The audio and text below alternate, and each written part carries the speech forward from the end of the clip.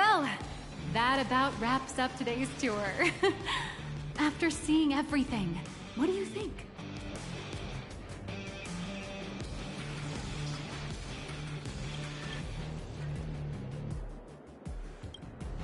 You're only realizing that now. That's your greatest advantage in joining the Phantom Moon Games. A story that's already spread far and wide. Indeed, rather than the power to rule this world directly, that individual draws even greater strength from Parallax. The stories and dreams spun by this enterprise are capable of steering the future of Plain Arcadia and of serving as the cradle for new imaginae. Madame Pearl is waiting for you at the top of this building to discuss matters regarding the Phantom Moon Games. Let me give you a little reminder.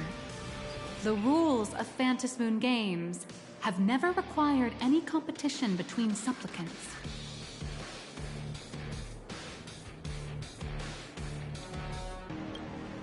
As an IPC employee, I've said far too much. Your friends are waiting for you in the hall. You should go meet up with them. Don't keep them waiting too long.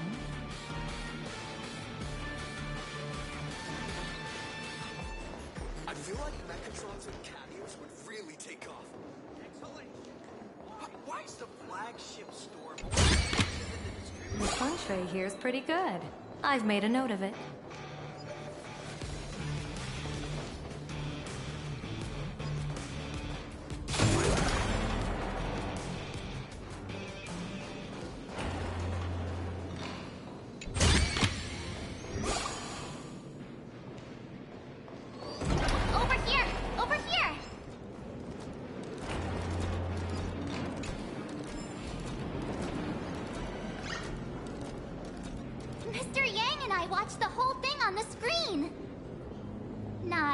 Did you assemble the Mechatron and give autographs to your fan? But you also got to live out your superhero fantasy. Did you have fun? Mr. Yang's looking at you with such loving eyes, like a parent watching a kid riding on a carousel at an amusement park. Indeed. Seeing him so happy reminds me of my younger self. Those were the days. What are you talking about? Mr. Yang, you're still as young as ever. Oh, right. We've been wandering around here for ages and seen everything there is to see. What's this Madame Pearl really up to? I understand everything she wanted to show us. There are just a few questions I'd like to confirm with Miss Nihilux. Miss Nihilux? Wait, where did she go? Ah, there you all are.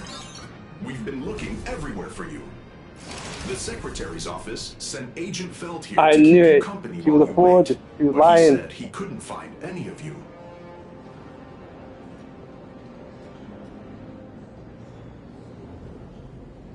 That's twice it's not been happened now. Sparkle did it at the beginning. Patch 4.0. He was lied to. So what's her game?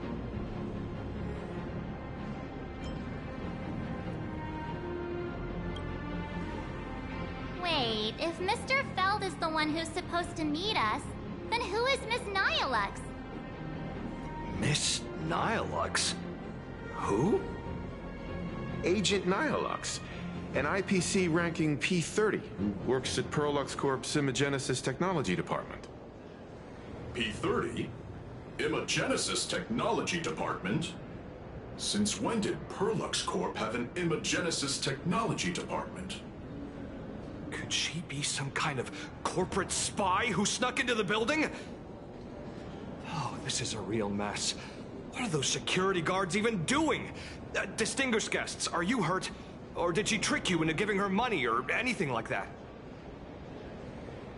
No, we got a bunch of freebies instead. That was great.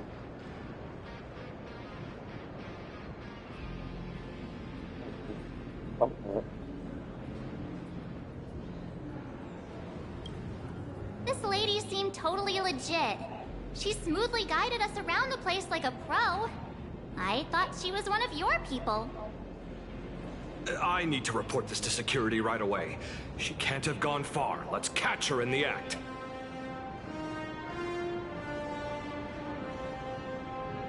Thank you for your help. Astral Express crew, Madame Pearl has been waiting for quite some time. If it's convenient, shall we head out now? I'll show you the way. Please inform Madame Pearl that the 3 guests from the Express will arrive shortly. It spoke like she was another contestant of the games. So she must have the mask, right? Pearl demonstrated the full process of creating a Mechatron army, based on what I saw.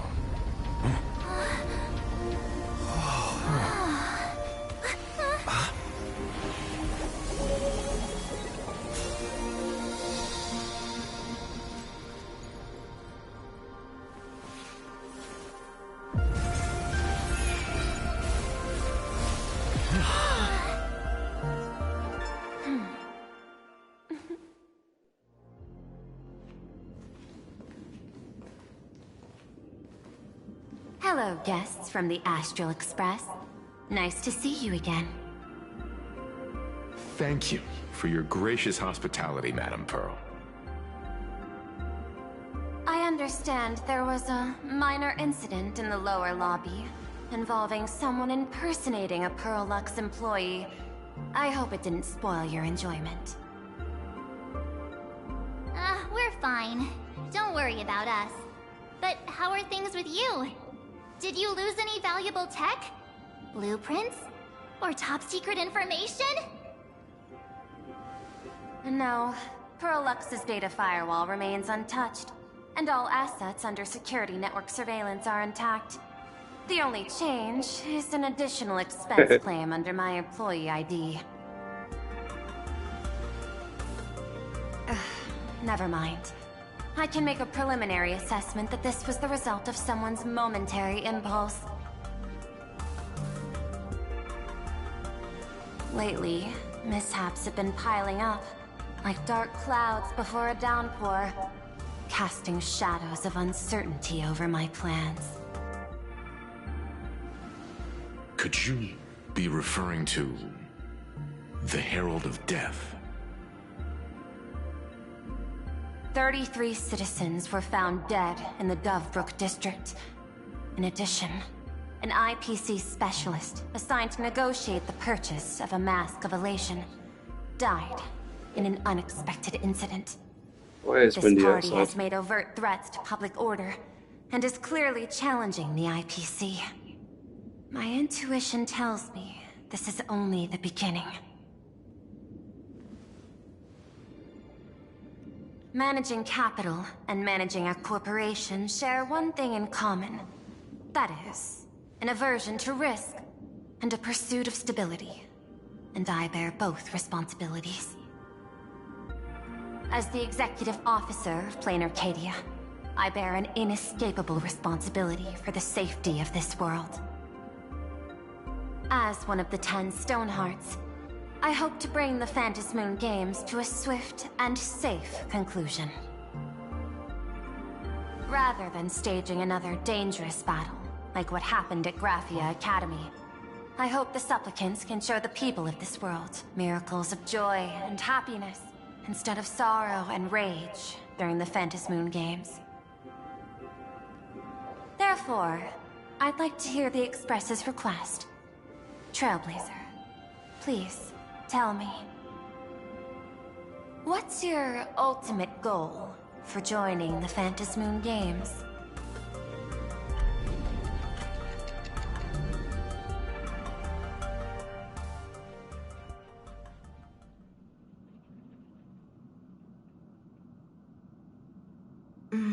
You mentioned earlier that you wanted to talk about the Phantasmoon Games with me?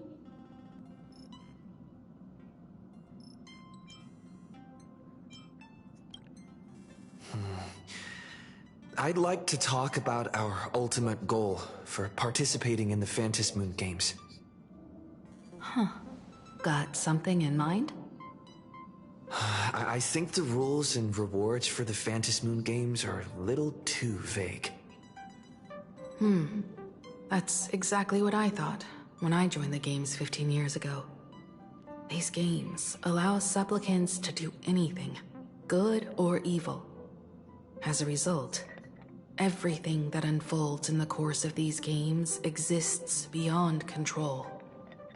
What's more vague is what can winners do when they share the power of the elation. According to legends and historical records from Ahatopia, victors typically first witness the manifestation of Aha themselves.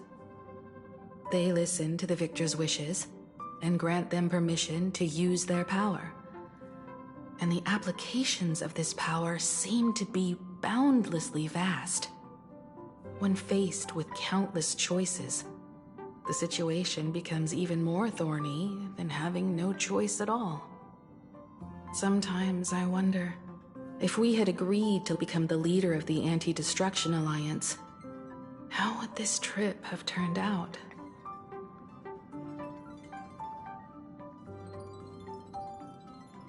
I can't confidently say that I want that. That sounds a bit scary.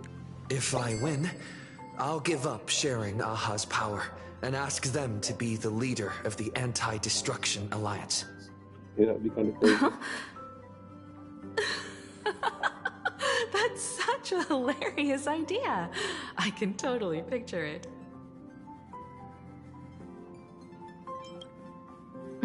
I get it. That's actually a brilliant idea. To begin with, this is far more meaningful than taking up a god's authority and squandering it freely for a single minute. Secondly, placing an Eon on the righteous cause of opposing the universe's greatest threat is something neither the IPC nor the god itself could reasonably object to. Finally, this would also help us avoid the risk we currently face.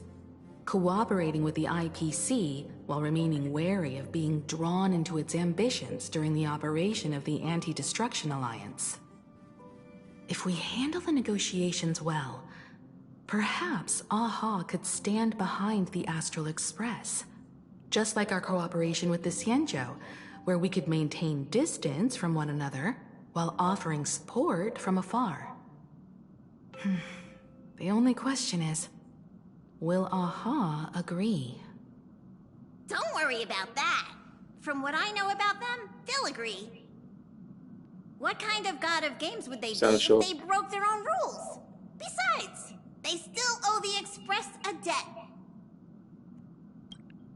This is their IOU for the Express debt from when they were traveling with Akavili, complete with their signature and seal. Crazy. Aha's in debt to us.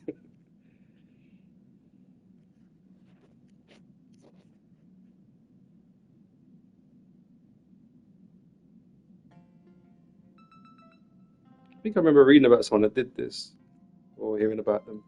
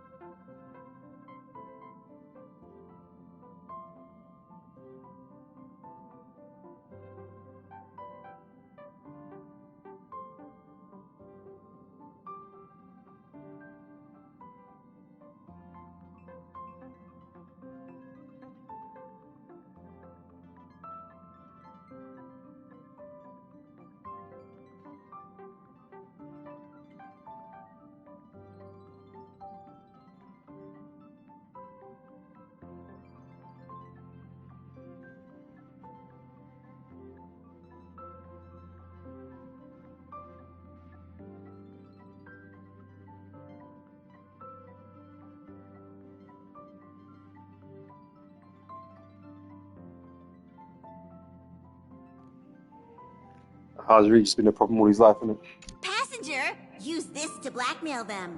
That one will definitely give in to your demands. Oh, and the Aeon was good. No. Probably. So, you're saying you want Aha to take on the leadership of the Anti-Destruction Alliance?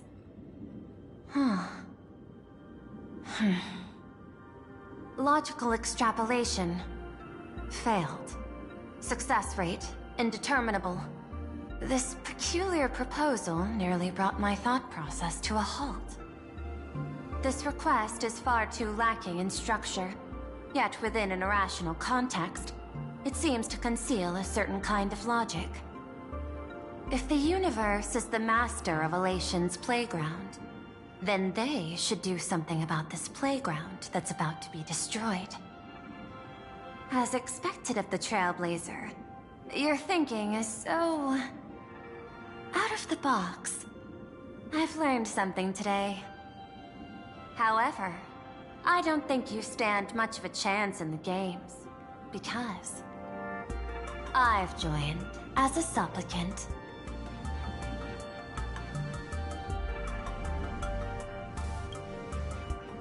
Not a single rule in the Phantasmoon games requires supplicants to engage in combat, so there's no need for hostility between us. Planar Arcadia's administrator is a supplicant? At the same time, she has at her disposal assets of staggering magnitude. What, Perlux Corp among them. With money and power on her side, wouldn't her chances of success be way higher than ours? As I previously proposed to Miss Himiko, I'm willing to cooperate with the Astral Express to ensure the smooth progression of the Phantasmoon games. But the Astral Express isn't your only partner, is it? I have 2 other allies. However, you all are my most promising ones. Once the Astral Express joins, it will maximize the safety and success of this Ionic game. And I will do everything in my power to fulfill my partner's wishes within that limited minute.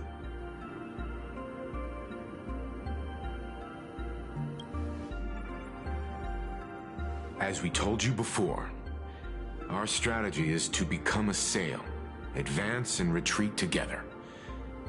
The Astral Express is not a lone supplicant, since we have our own allies in the games.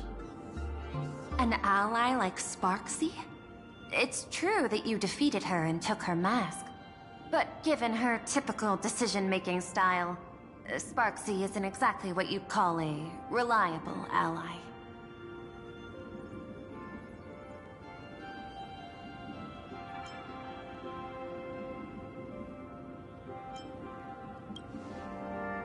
Hypothesis. The Sinwish Syndicate's missing mask. I thought it fell into the Cienjo's hands. Don't tell me. Yao Guang gave it to you guys? That's right. 3 against 3. We're tied at the moment. With this new variable in play, I'll have to adjust my extrapolations. But the conclusion seems unchanged.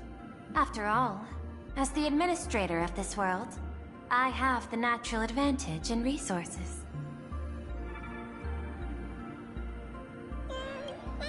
An IPC senior executive, Planar Arcadia's administrator, a member of the 10 Stonehearts, joining the games personally.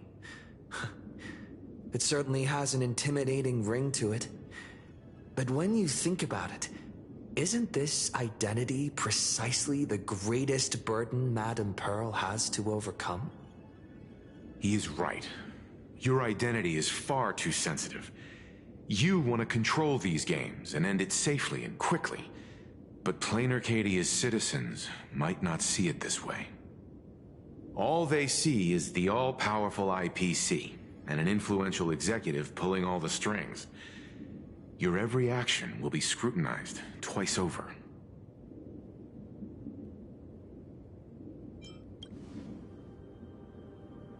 A sharp observation, I must say. Quite impressive. but I do not believe you yourself would overlook this. Madam Pearl, what is it that you seek to obtain from the Phantasmoon games at any cost? What I seek is a treasure lost to this world's history. I want to recreate Graphia's divine art of imagenesis. Does that have something to do with painting? Hard to believe, no? My birth originated from the theme assigned by the celestial differentiator of planet Scrulum: art. At first, I was nothing more than a machine that imitated human paintings. For an Intellitron, generating works of art is no great challenge. Day after day, I studied. Day after day, I exhausted every possibility. I could instantly analyze the proportional structure and pigment composition of any painting. I could precisely reproduce every pixel of Graphia's masterpieces. Yet I could not create as she did. Graphia's ultimate creation was establishing the world in canvas at the end of the Phantasmoon games. I want to understand her thoughts at that moment and touch the essence of creation. Is this your personal pursuit? Or the IPC's demands on this world? Both. The IPC's point of view is far more pragmatic. The world in canvas is a dimension that can shield us from the Antimatter Legion's warfare, and they've always been eager to master this technology. Unfortunately, it seems we can't convince each other to back out for now. Then, I have another proposal. Why don't we shift our perspective and turn our attention to those two supplicants who haven't surfaced yet? These two individuals' objectives are unclear, and their abilities remain a mystery. If left unchecked, we might see a repeat of the Herald of Death tragedy. I have a cooperation proposal that could help us gather intelligence on them, and I'm willing to share this piece of information with you all.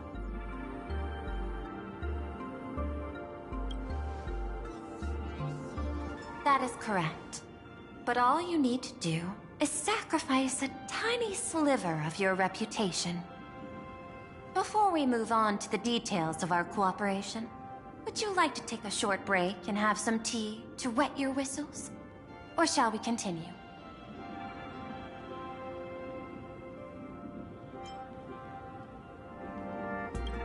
I've prepared some refreshments for you. Please, help yourself.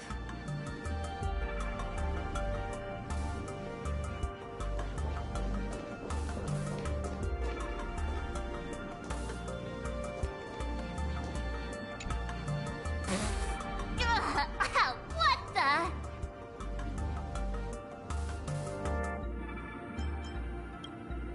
This is a specialty from the Xianzhou. A precious item called mung bean soda that General Yao Guang gifted me. As an Intellitron, I can't enjoy human beverages, so I've specially saved this for my esteemed guests. Seems we really do have a special connection with these drinks.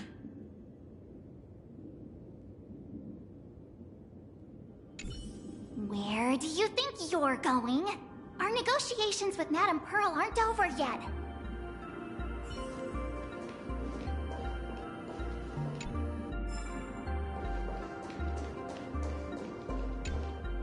I was thinking of having Pearl Corp host an expo for the Astral Express. As for the name, how about Star Rail Fest? Star Rail Fest?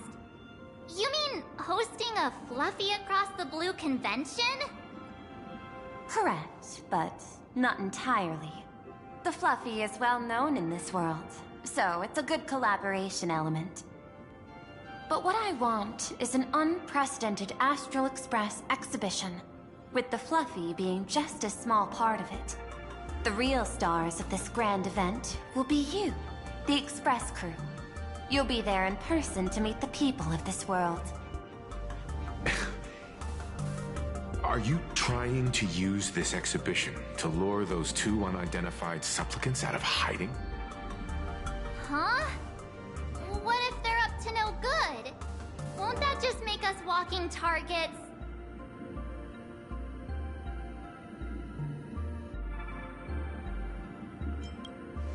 There are many ways to take the lead afterward. I'm less concerned about the progress than about the unknown risks our plan might face. Together, we can create a miracle for all to witness in Arcadia devoted to the legends of heroes. I'll also get Full Wish TV and other mainstream media outlets involved for promotional cooperation. And in return, Wish power will flow to you. Of this, I have no doubt. A wise choice. Before the Star Rail Fest officially begins, I have one more favor to ask of you all. I'd like the Express crew to pay a visit to Blurry QR Colt, the original author of Fluffy Across the Blue.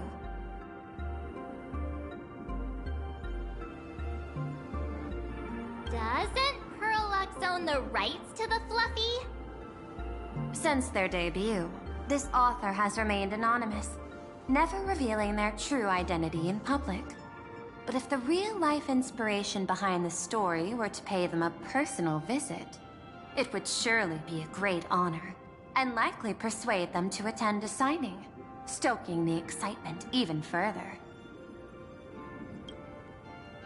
Now that we've reached an agreement, I'll leave it in your capable hands.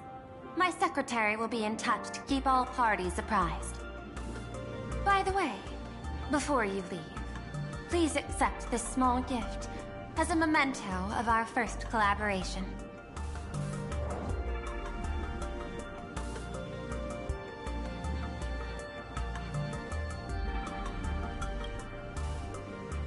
I've studied in detail the records of my colleagues' interactions with partners in Penacony, and I was particularly inspired by Aventurine's technique of giving small gifts that symbolize good fortune. So please, keep this chip with you as a symbol of good fortune for our future cooperation. Take care. It's a spy chip. everyone. She gonna spy. We'll be on our way then.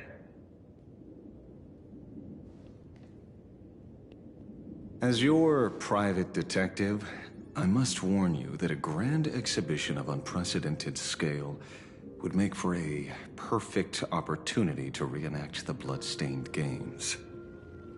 I understand. That's why I have a mission for you. Protect the Nameless at Star Rail Fest.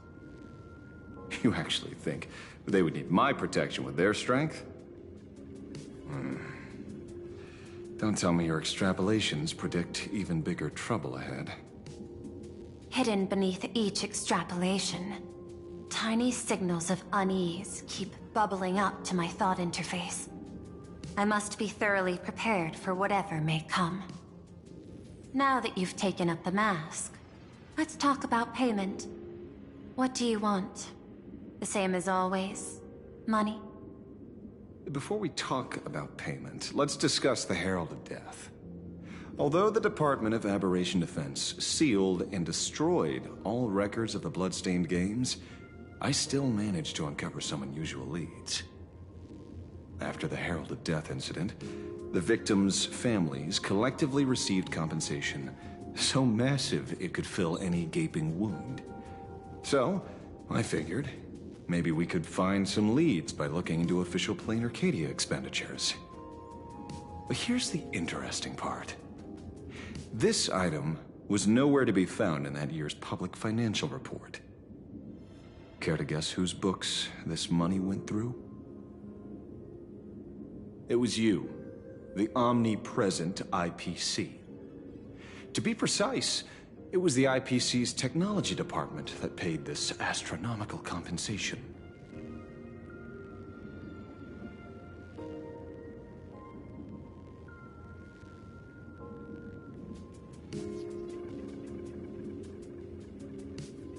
Following the usual human drama tropes, am I supposed to give you a round of applause now?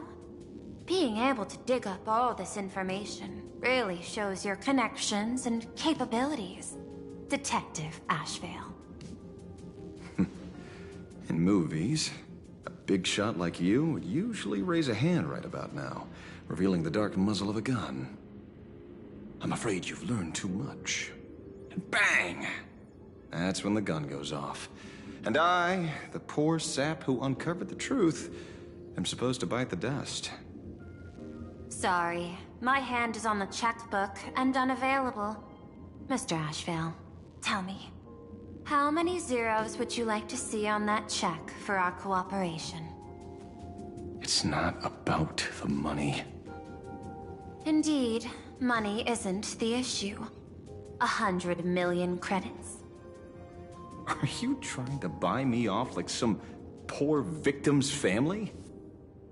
Tell me, why did the technology department pay to sweep this under the rug? 300 million? I know you've always needed money. She don't want to answer the questions, man. Supporting the families of fallen comrades, and for treating those who survived. Isn't this exactly what strategic investment is about? Putting money in the hands of those who need it? I'm not your lackey, Intellitron. Tell me the answer. 500 million? I could pretend there's a glitch in my calculation process and make it a cool billion for you. Money or answer? Your call. I want the answer. Oh, an unexpected choice. It defies my usual understanding of your decision tree. Note, I say this without sarcasm or ridicule. The answer is, I don't know much. Hard to believe, perhaps. But as CEO, my power isn't unlimited. Besides, the Herald of Death affair lies 15 years in the past. This world is like an unfinished game of chess that's been dragging on for years. The hidden moves laid by the previous player keep becoming my challenges. Even today. But since you've invited me to finish this game together, sharing intel is a must. Reasonable. I'll share what I know about the answer. Marcus Antali, the Herald of Death, last member of the Intelligentsia Guild School of Evolutionary Perfection. 5 years ago, his identity was confirmed, and he was executed. Note, executed in every sense of the word.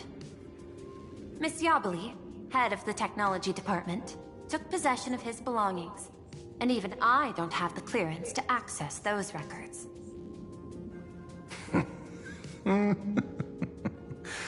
No wonder. So, that guy was practically IPC personnel, give or take. That also explains why the technology department shelled out the compensation. Yet, the method behind this latest killing is identical to the one from years ago. If the Herald of Death is truly dead... A serial killer coming back from the dead is the least of our worries. Even if a serial killer does come back to life, he's still just a serial killer who's been shut out of the Ionic game. What's more concerning is this. Someone wants to exploit the legacy of the Herald of Death.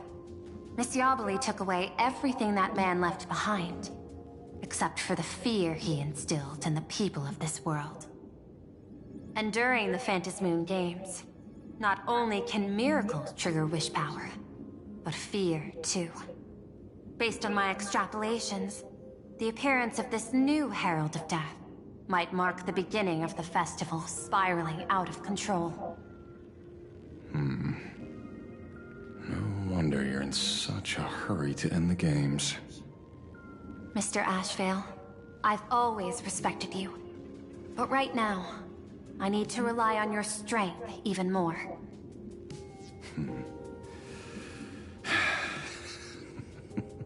Respect. When I was younger, What I really wanted was to make the IPC fear me. The passage of time's not exactly kind, is it? Deal, Madam Pearl. But I will require one more form of compensation. Whoever this new Herald of Death is, I must deliver justice with my own hands. This time, there won't be any lengthy interrogation. By the authority vested in me as CEO of Plain Arcadia, I pardon all crimes committed in the course of your revenge. Go ahead and do what you must, Mr. Ashvale.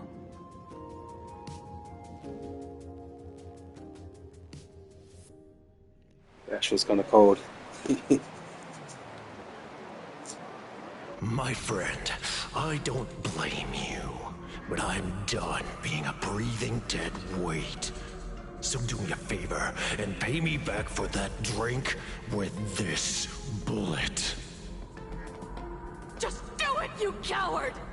Let me die as a Galaxy Ranger before I turn into a monster of abundance. About time. Galaxy Ranger too. Shoot me. I beg you.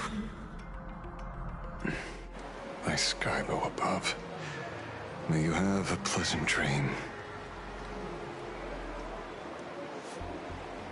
Not knowing who you are, not knowing why you exist here, that isn't life. In ancient times, humanity's daily goal was to obtain 2,000 calories of food. Humans back then knew they were just one member of the animal kingdom. They understood why they migrated, hunted, gathered. But now, in an era where you can get food delivered to your door with just a tap of your finger, effortlessly achieving that 2,000 calorie goal, humanity has lost its way like never before. Tell me, will the Phantasmoon Games bring a new direction to this world, Ashvale? What's wrong with getting food with just the tap of your finger? Don't tell me you want to go back to the days when everyone was starving and at the mercy of the harvest? 2,000 calories are pointless, but just for survival. It's the goals beyond 2,000 calories that define humanity. And the Phantasmoon Games holds up a mirror to humanity, allowing them to see their truest selves. I'm just a detective. Ask me such a profound question again next time, and I'll charge extra. My apologies. I just heard you joined the Phantasmoon Games, and couldn't resist asking for your thoughts. You've met Madame Pearl, huh? She dumped this hot potato of the Herald of Death on me. On us. Judging by your expression, it seems less like a hot potato and more like a sweet fruit.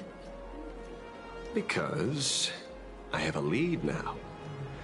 I think the key lies in the word copycat. To prevent copycats, you kept the Herald of Death's modus operandi from 15 years ago under wraps. Which means... There's only a few people who could reproduce this killing method with such precision. The investigators from the Security Bureau and the Department of Aberration Defense at the time, and those directly involved in the Herald of Death case. Detective Kuchiba, I've heard that you've devoted considerable time to researching the crimes from the Phantasmoon Games. So, I'm the prime suspect now, is that it? Just a bit of minor deduction. After all, murderers always love to return to the scene of the crime. Isn't it coincidental that you happen to be standing right before my eyes? That's not deduction. It's a conjecture at best. As for investigating those two categories of suspects, we've been doing that for a long time already. It's been 15 years. The relevant people and the victims' families have all gone their separate ways. Tracking them down now won't be easy. Yeah. After losing their loved ones in such a cruel way, their hearts were shattered. Many couldn't bear to stay in Dovebrook District and chose to move away. I remember seeing that in the case files you sent me. They even formed a mutual aid society for the victims. I wonder, after all these years, have they managed to heal the wounds in their hearts? Maybe they have. After all, they go by a new name now. The Research Society of Happy Smiles. Ah, you mean that charity with the slogan, Healing Smiles, Healing Arcadias? Before he died, Costide mentioned that group to me. He said quite a few young people in the gang left without looking back, just to join them. So I thought, maybe we should start by looking into their rivals. The Research Society of Happy Smiles, huh? A charity that helps people escape their pain and find happiness, offering free counseling, medical care, all of that good stuff. Sounds like they've turned over a new leaf. How could you call them rivals to the underworld? I dug a little deeper into them, and found something interesting. You mean your monkey dug up something interesting, right? Okay. Mr. N dug up something interesting. Have you heard the name of the sponsor behind the Research Society? Her name's Fullwish. That name rings a bell. Wait, isn't she the boss of Fullwish TV? I think she was one of the survivors of Graphia Academy too. This is getting a little too coincidental. Just like every case you've accidentally cracked before. Mr. Ashvale, should I compliment your keen instincts or your incredible luck? Luck's a part of a detective's toolkit, too. Anyway, whether Fullwish is guilty or not, we won't know until we look into her. That's why I asked you here.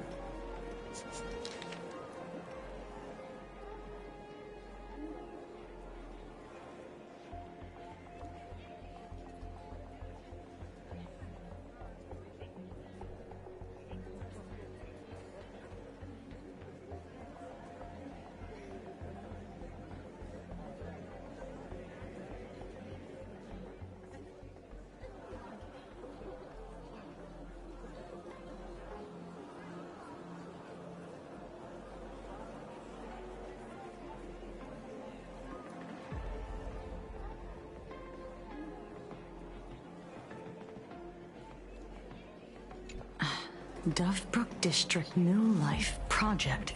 Public Recruitment and Mental Healing Seminar at the Research Society of Happy Smiles. And she's the speaker? Holding a seminar at a place meant to bury past trauma. The very site of 2 bloody incidents. Miss Fullwish's audacity is certainly impossible to ignore. So what are we waiting for? It's time to drag Dovebrook District's old skeletons out into the light. Are you talking? Yeah, I'm almost there. I want more happiness.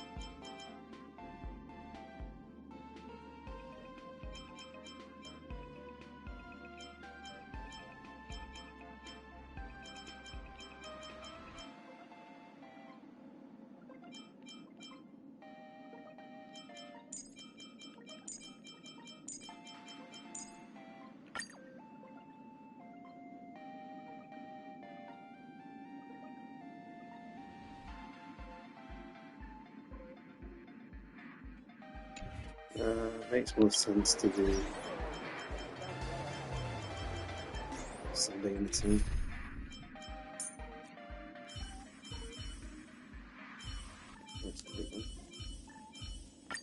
I feel that your path forward is no longer burdened by the weight of the past.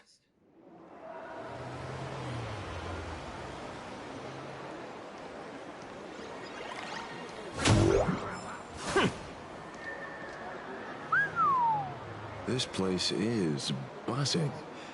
Are they all here waiting for Full Wish to grant their wishes?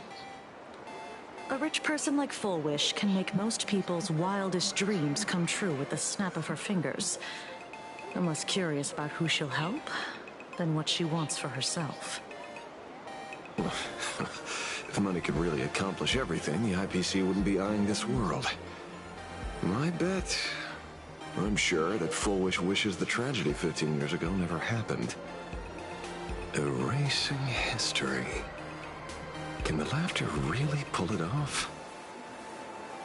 In past victory records, there have been countless and often bizarre instances where the victor used the elation's authority to change reality.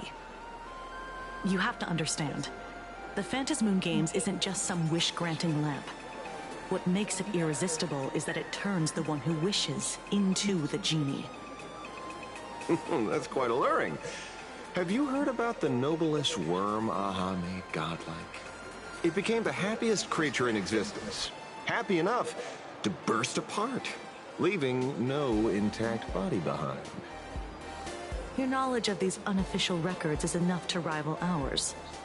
Since you see things so clearly, Mr. Ashvale, why sign up for the games? Miss Kuchiba, is that a rhetorical question? Or are you fishing for a confession? Fishing? Don't be afraid. Now that you're a supplicant, public officials like me no longer have any authority over you. I'm guessing what you want goes beyond a straightforward act of revenge, beyond a vigilante execution carried out in public. If you were only out to avenge friends, with or without the Phantasmoon Games, someone like you would toss laws and decorum aside and do what needs to be done. So tell me, Mr. Ashvale, what do you actually hope to get from the games? Consider it a mystery. If I make it to the end, you'll know the answer before Aha does. Well then, I'd be honored. Just don't let your wish ruin our lives here. Daily life here fits like a tailored prison uniform. Wear it too long and you forget what your bones should feel like. Ugh. It's time to break free. Look at these prisoners of routine before us. Full Wish hasn't shown up yet. Let's talk with the members of the Research Society. Maybe we can coax something useful out of them.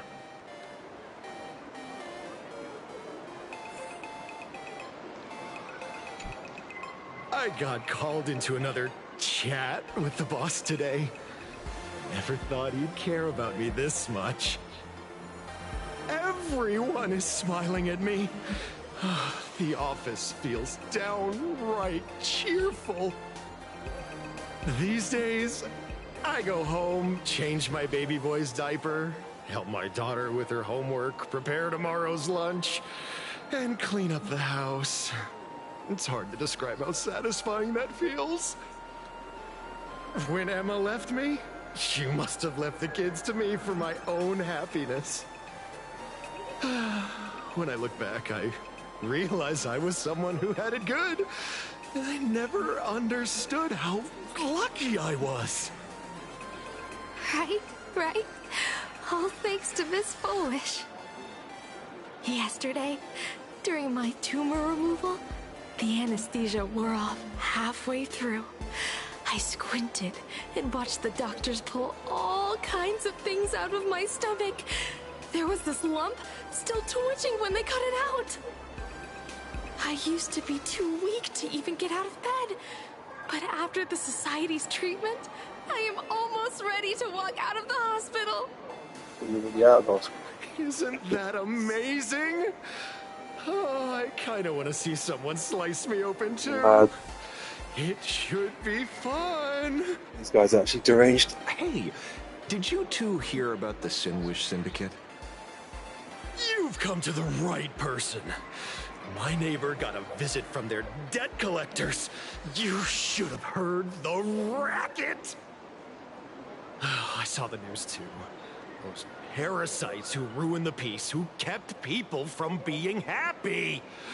Gone. Wiped clean. Oh, praise Aha. Wait, they extorted you too?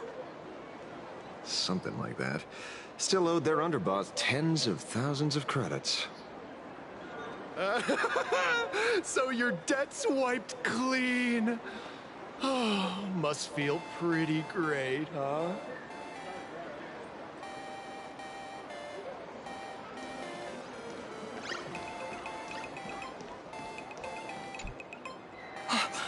Oh, we meet again. Hey, Lady Megatron. How have you been? Good. Since I joined the Research Society, I've made so many new friends. In the past, I struggled with mobility. I always had to work 3 or 4 times harder than the other Megatrons, just to keep up. A lot of Imaginae think factory-made types like me don't count as their own. And humans look at us and see soulless machines. If every sentient being has a home, then even the scrapyard is closed to me.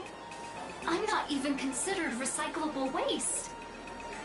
But here, in the society, no one cares what I am or what I can do. They just see me as a normal person.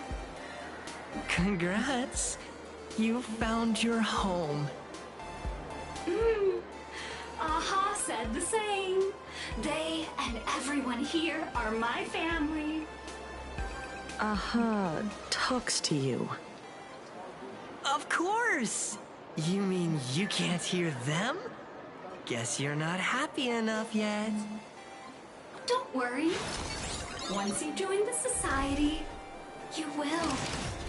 No pain, no tears, just pure joy. The society makes everyone happy.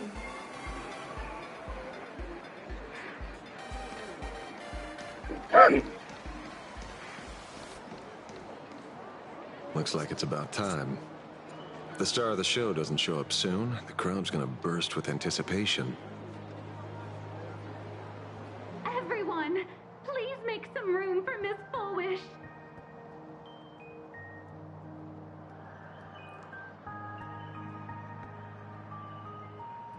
By the Master of Elation, may they bless all souls and grant them smiles.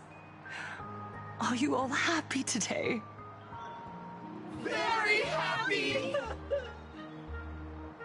Thank you for your smiles. They're like lamps in the dark. So precious. But before we celebrate the elation, let me share a memory drenched in tears. It once dragged me into the abyss. Yet, it also taught me what the elation really means. As you all know, 15 years ago, during the Phantasmoon Games, the shadow cast by the Herald of Death swallowed this place whole. That day, I lost my parents, my classmates, and the others. The morning greetings, the little daily chatter, all went silent under that crimson dusk. After that, for a very, very long time, all that remained of my world, a door shut tight, a room steeped in silence, and a wound in my heart that would never heal. Just hearing the words, Herald of Death, made me shake uncontrollably. I even once thought the only escape was to follow the dead and leave with them. Back then, I was just an empty shell, breathing, beating, but lifeless inside. And just as my soul was about to fade away, an old lady from the Mutual Aid Society knocked on my door. She didn't offer empty words of comfort. She just looked me in the eyes and asked, "Child, would you try stepping outside this door? Out there are many people broken by pain, just like you. But together, we can start picking up the pieces, one by one." She smiled at me. A warm, gentle smile. And in that smile, I felt the master of elation grant me a reason to live. At the Mutual Aid Society, I saw countless souls scarred by fate. Some bore wounds beyond healing, and some had lost their loved ones. Each of us bore a different wound, but every wound cut deep. And yet, what truly moved me wasn't the pain. It was how, beneath those scars, they still reached out to one another, offering a smile to a child who'd stopped crying, lending a guiding hand to someone lost. They taught me something precious. Pain can destroy a person, but the wish to bring elation to others can spark the fire of rebirth.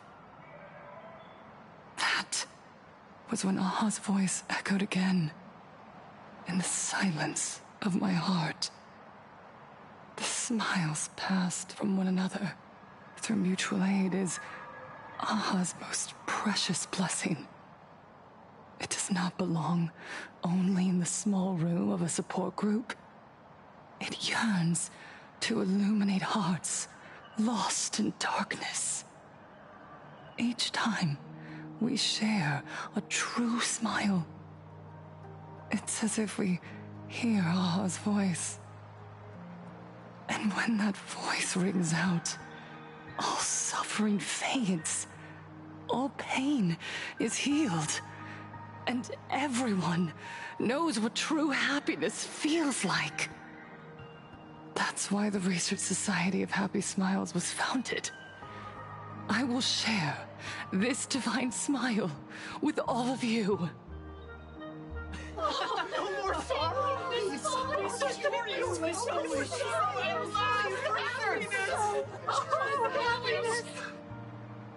Everyone, I have questions for you. When was the last time you truly smiled? How long has it been since you felt happy from the bottom of your heart? Minato, do you ever feel like your days are looping endlessly, like an old silent film, repeating until it suffocates you? And when you realize that loop might never end, does despair flood in like the tide? You're right. Miss Bellwoods, you left school full of dreams, only to have your resume rejected again and again. You told your parents you were busy in Seafeld City, hiding your heartbreaking loneliness behind that lie. Please, help me. And Taija, did the cold exclusion at school and the indifference of the adults who should have cared build a wall around your heart? One that made you afraid to open yourself up to the world again? Yes. Or When we were born, no one had to teach us how to smile. But who would have thought that one day, even smiling would become so hard? Once, our world was blessed by Aha's grace. A gentle world in canvas, painted in elation. For centuries, humans and Imaginaes lived freely together in that eternal haven. Until the Inter-Astral Peace Corporation violently tore us away from that sanctuary. They brought us their so-called inter-astral civilization, imposed their so-called standards of happiness, and told us that life's ultimate joy lies in self-focus, self-indulgence, and self-satisfaction. They flooded us with dazzling material desires, blinding our hearts. They fed arrogance and prejudice into our minds through the network, making us chase pleasure for ourselves and forget that true elation is found when we smile together. Wish power has turned into fuel. Credits jingle where heartfelt laughter used to ring. We drown in anxiety, competition, and an endless sense of not being enough. And in all that noise, we can no longer hear Aha's gentle voice. Elation, the truest light of life itself, is being eaten away and replaced by the external. You said it. I work myself to death for scraps, and my boss doesn't even notice. And those useless loudmouths online. They do nothing with their lives, yet constantly judge everyone else. The IPC is nothing but a nest of vampires! They're feeding off of us! Oh, Miss Foolish! Please, tell us how to be happy! Look around you. This land was once blessed by the master of elation. And yet now, it's overflowing with misery. Everyone's chasing their own happiness, but in doing so, they wound others without even noticing. Do you remember the moment I found happiness again? It was when someone who was suffering just as I was, smiled at me. Even through their pain, they gave me that smile. A smile filled with blessings. That smile saved my life. So listen well. Only by opening your heart and sharing your smile with another can you truly grasp what happiness means. It isn't just giving a smile. It's embracing the power that Aha bestowed upon us to smile. Join the Research Society of Happy Smiles. I'll help you rediscover the smile buried within yourself. And Aha will grant your life a transformation. Our mission doesn't end with finding our own smiles. We must bring them to the world and spread true happiness across all existence. While others pray to the eons for their own desires, we, the true followers of Aha, carry a higher calling to fulfill their wish. To fulfill Aha's wish? Yes. To still every cry of sorrow. To wipe away every bitter tear. We will build, no, rebuild. A world where smiles never fade, and elation never dies. Eternal happiness! Eternal laughter!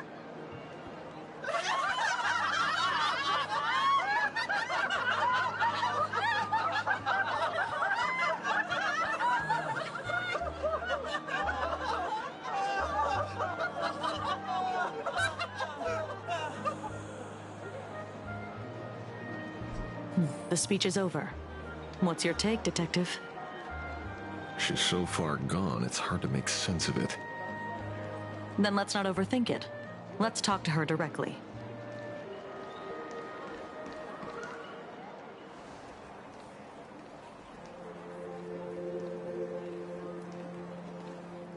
Miss Fullwish, I'm Kuchiba from the Department of Aberration Defense. I'd like to have a chat with you. Ah, I see. You're here about the Sinwish Syndicate case, aren't you? So, you were expecting us. Oh, I heard the news. The entire Sinwish Syndicate massacred in Dovebrook District. Ah, such a cursed place. They may not have been saints, but I still pray for them. May their souls rest in peace. Oh. How merciful of you. Though, rumor has it the Research Society of Happy Smiles had a few run-ins with them regarding recruitment, donations, turf. Sounds like plenty of reasons for conflict, don't you think? Are you suggesting we had the Sinwish Syndicate killed? For conflicted interests? Whoa, wait, that's not what I said. You know nothing about our finances. Every expense is covered by a charitable foundation established with the compensation from 15 years ago. We don't need a single cent from our members. When I heard about this tragedy, I personally allocated relief money for the victims' families to keep order and peace in Dovebrook. Tell me, Miss Kuchiba, someone copied the Herald of Death and slaughtered dozens. What will your Department of Aberration Defense do this time? We never released that detail. How do you know someone's imitating the Herald of Death?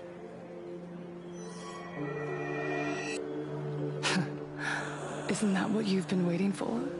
For the killer to slip up so you can swoop in and tie everything up nicely? 15 years have passed. You don't seriously believe we're still living in an age where information can be sealed off at will, do you? From the very day the murders occurred, the news has long since spread online. The Sinwish Syndicate paid a fortune for some ancient mask, and the next thing you know, they're all dead. The scene painted red with traces of the bloody bloom.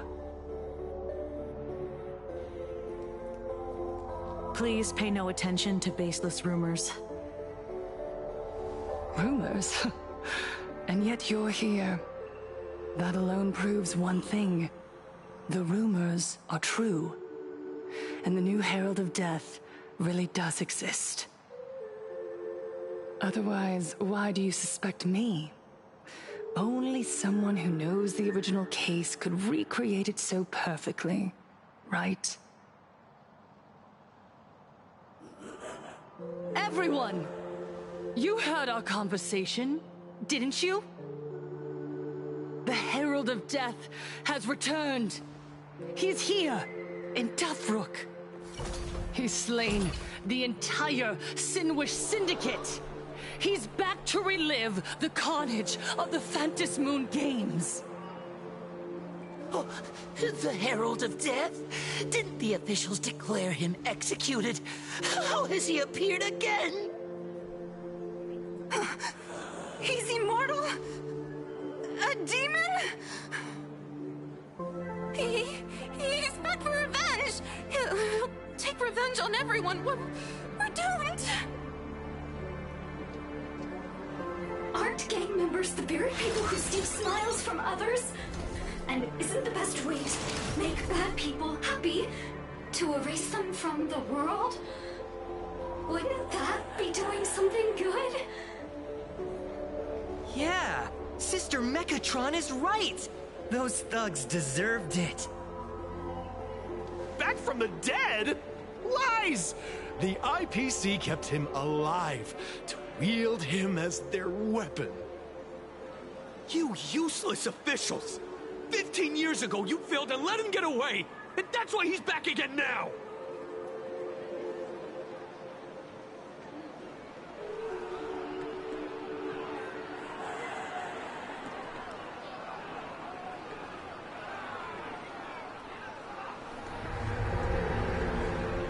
Everyone, there's no need So she's obviously dodgy. Remember who you are. You are those who live beneath Aha's brilliance, who have claimed happiness and cast off the shackles of suffering. Once the Herald of Death fed on our fear and tears, that was the source of his power. Look at the smiles on the faces of those around you. There is no fear left in our hearts, no tears left in our eyes. All that remains is resolve, happiness, and faith in the elation. The Research Society of Happy Smiles will protect this world. Etch this into your hearts. The happy do not die, for even death cannot touch a heart filled with happiness. What's going on? There's something very wrong about this woman. Yes, as long as we're happy enough, there's nothing to fear. We won't die. Happiness is our weapon. Happiness will destroy the Herald of Death. Happiness will save this world. Operation Spread Happiness. Let happiness infect everyone and spread to every corner of the sky. Make the Phantom Moon smile. Make Lord Aha laugh until they cry for us. Infect the Phantom Moon with happiness. Happiness.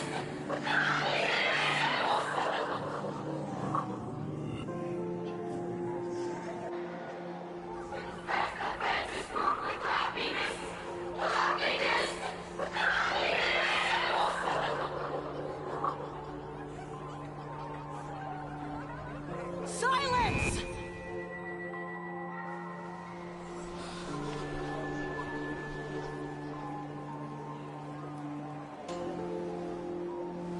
Oh, my apologies, officers. I can't provide anything useful for now, but rest assured, I'll cooperate with any investigation from the Department of Aberration Defense or the Security Bureau.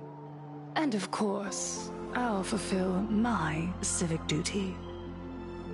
Whether it's the newly emerged Herald of Death, or the various upheavals surrounding the Phantasmoon Games, the Research Society of Happy Smiles will handle them appropriately.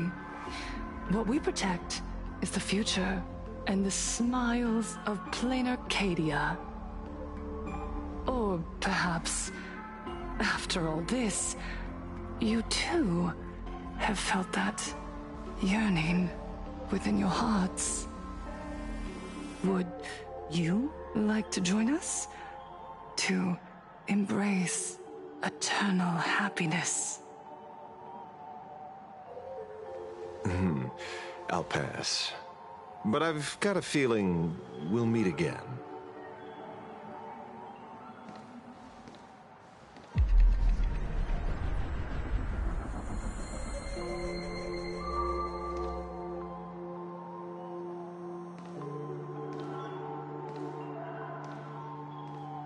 Miss Fullwish, thank you for your cooperation.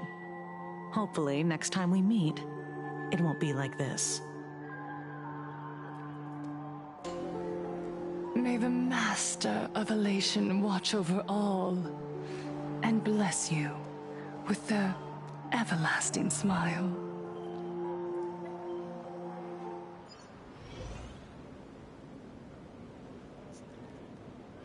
Some real weird shit going on there, right? Your obsession.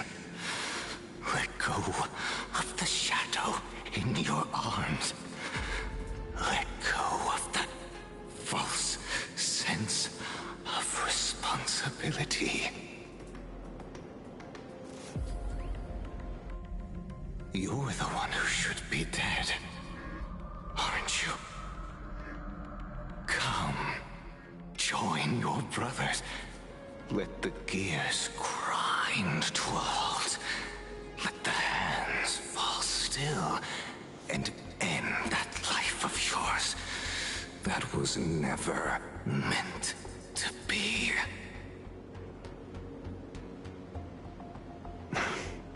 Sorry. That day will come. But for now, there are more important things I must do. What did you say? Nothing. Never mind. Looks like Full Wish is a much slyer fish than expected. The bait was there. But she ignored it. And instead, she stirred up a whirlpool. Quite the opposite, actually. Not only did she take our bait, but she also flat out told us she couldn't care less about the hook. Huh? Was there something I missed? The bloody bloom mark from the Sinwish Syndicate massacre. How did she know that detail? When we specifically obfuscated it with special mark, even in our internal reports. She broadcasted this information word for word, and even used it to stir up public sentiment, scattering it across the place like tossing blood-soaked feed into a fish pond. Now stopping the rumors from spreading will be even harder. Well, maybe she has her connections, or maybe she made a lucky guess as one of the victims. Regardless, she's right about one thing. Trying to stop something from spreading today sure is a lot more difficult than 15 years ago. So, Mr. Ashvale, did your lucky radar start blaring when it came to Full Wish? There is something very wrong about that woman. You saw the way she played the crowd, huh? I guarantee you that it had nothing to do with her public speaking skills. She could very well be a supplicant in disguise. Still, this whole run has been smoothed to an unbelievable degree. We got our bearings in no time at all.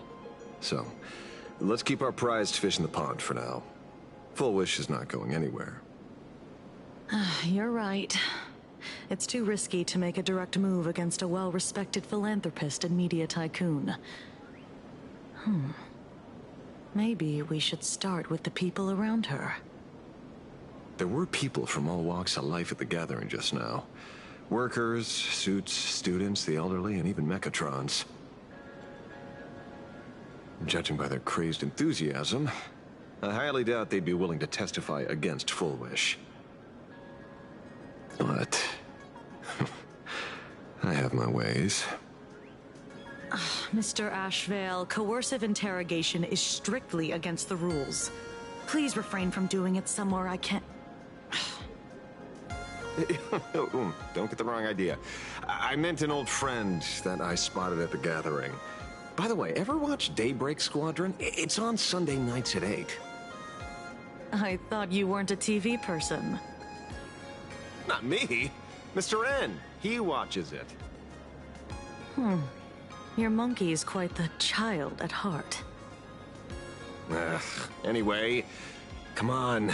Let's go get an autograph from our heroic film star.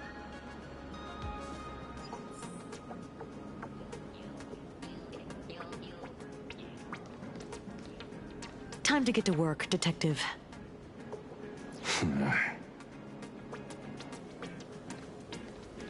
Is that him?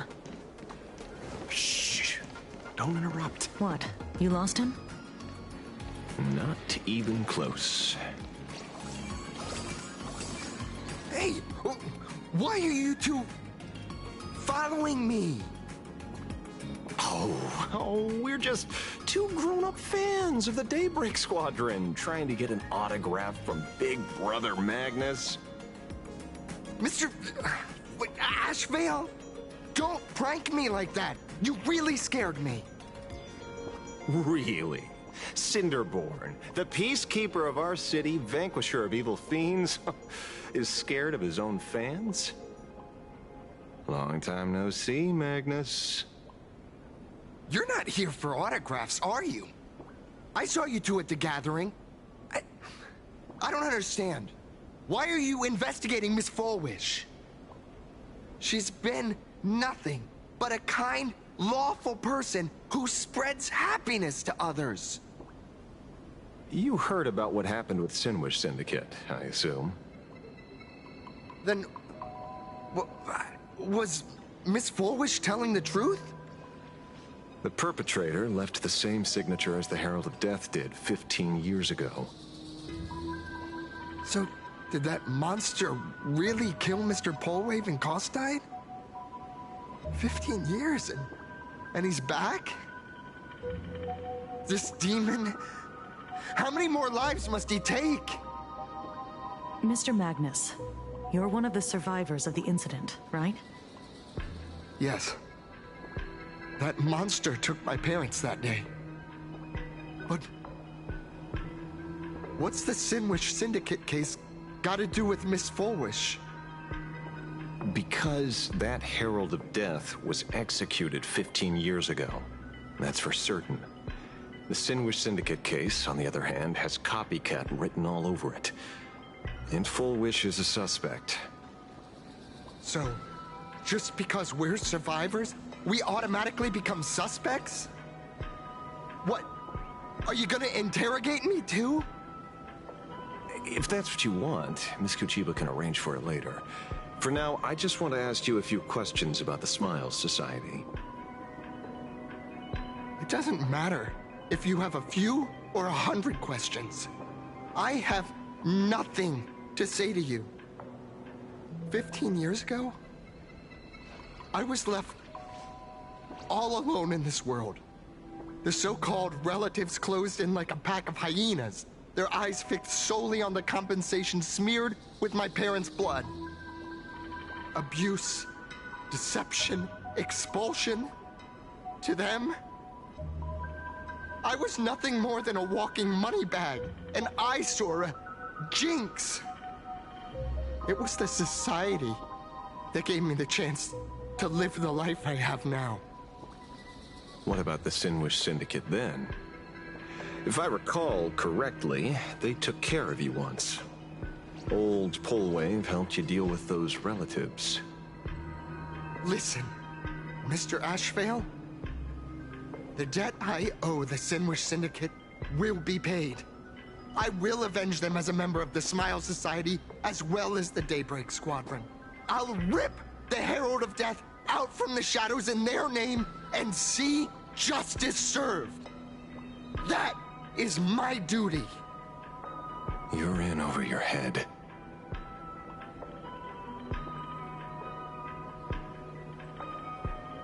The new Herald of Death is very dangerous. I doubt a handful of actors like you can achieve anything substantial. You think we're just a couple of kids playing superheroes with masks, right? Well, you're wrong. My squad mates and I aren't the easy pushovers we used to be, Mr. Ashvale. I haven't had my transformation surgery yet, but I can already power a Mechatron warrior in battle. We are real heroes here. Boys, let's stay on topic, shall we? I just wanted to have a few words about the society. I have nothing to say to you either, Miss Kuchiba. Neither of you are getting a word out of me on this. Well done, Magnus. Your loyalty to the Smile Society warms our hearts. You're following me? Not by choice. These IPC dogs made it clear that they intend to frame Miss Fullwish. Oh, we're not going to just let this slide. Would you look at that? The hunters become the hunted. What does it matter? If someone's looking for a beating, we'll gladly give it to them. You have 5 minutes for questioning. So make it count, Mr. Ashvale. They're all yours.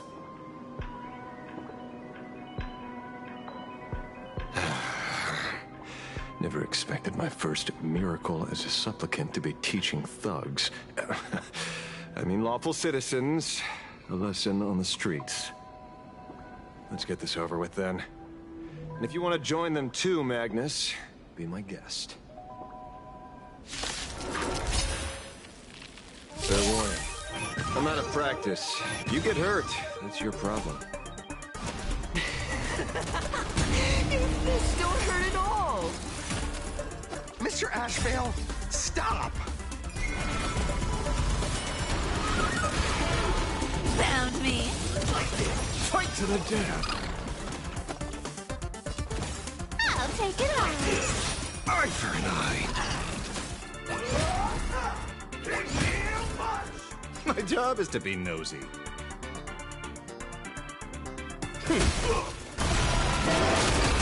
Seek and you shall receive. Wanted to doubt, farewell. I'm sorry, Mr. Ashvale. I have to stop you. Hooray, Cinderborn! The bringer of justice! Oh, shut up!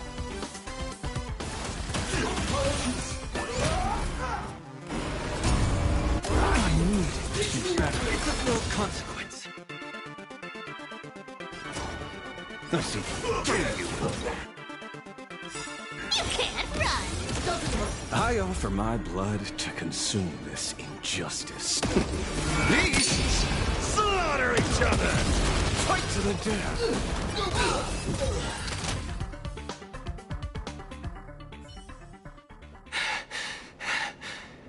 It hurts. A little. But I'm happy.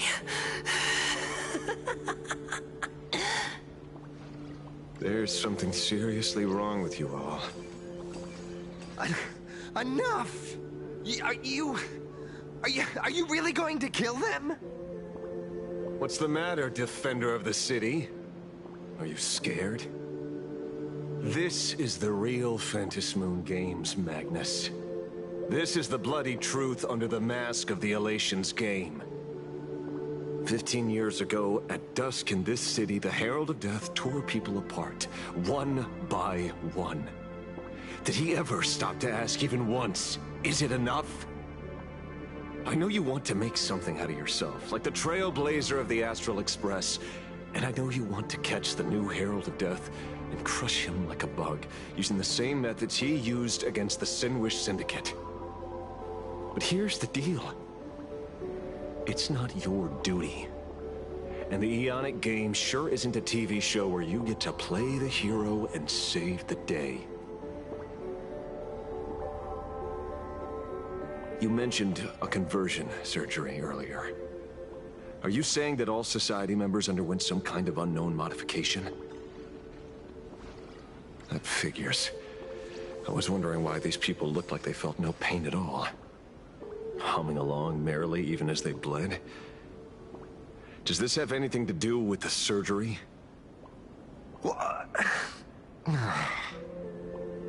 Nothing to say? Fine by me. 3 minutes left. That's long enough for me to question them. Time to hurry and get some answers from these people while they're still on the ground.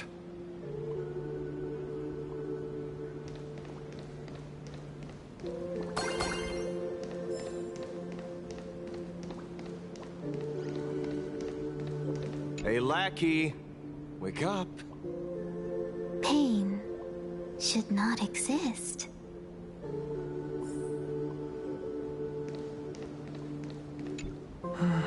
Smile. Please smile. The laughter. Don't let it stop.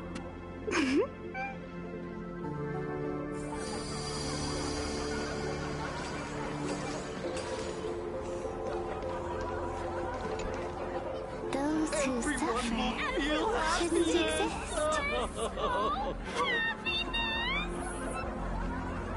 What the heck happened to these people? This is... the small procedure that official members receive. They call it the happiness surgery. With a prick of the needle, no more than a mosquito's bite. The doctor puts this small thing inside your eyelids, even smaller than a synesthesia beacon, and more convenient. People who have had the surgery say that it soothes all your pain and suffering, past or present. Even your body becomes stronger, and your mind clearer and more focused.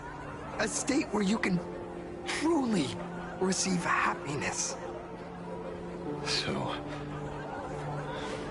you haven't had this happiness surgery yet, right? I'm not ready yet. I've been thinking it over.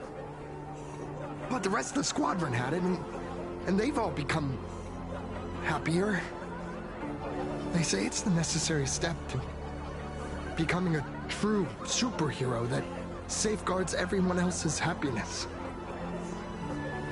If I don't do it, then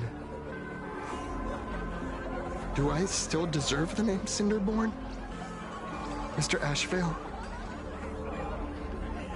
What should I do?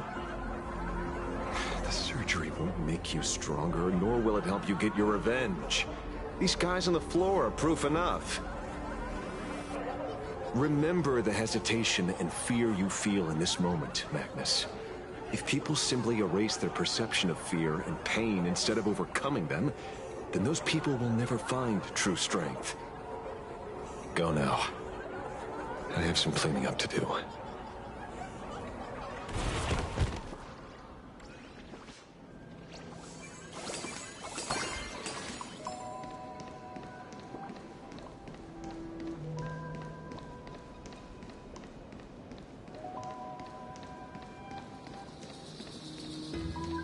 So, did you, pry the answers you were looking for out of them?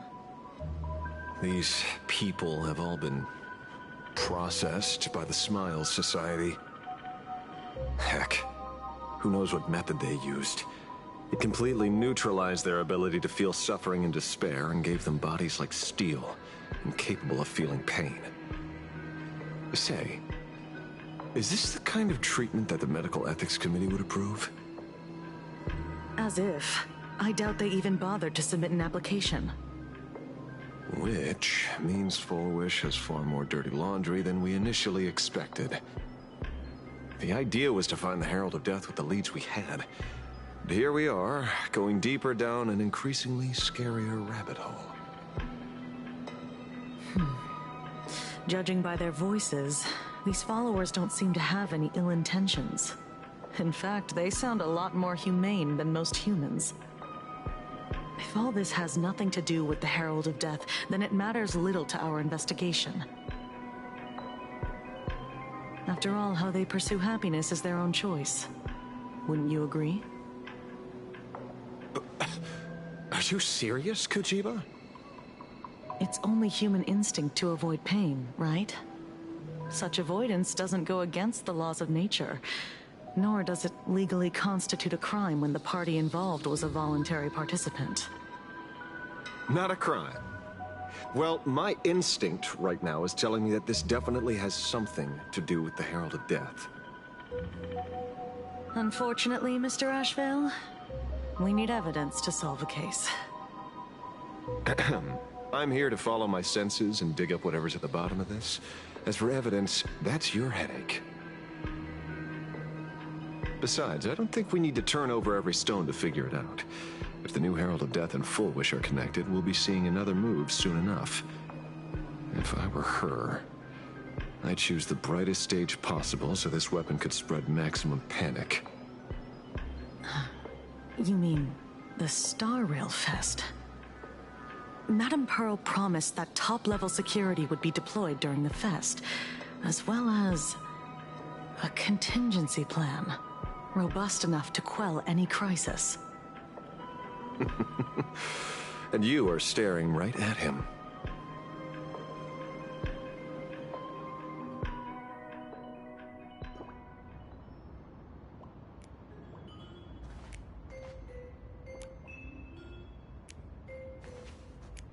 A According to Sunday, the crow should lead me to Blade's whereabouts. Since it stopped here, that means...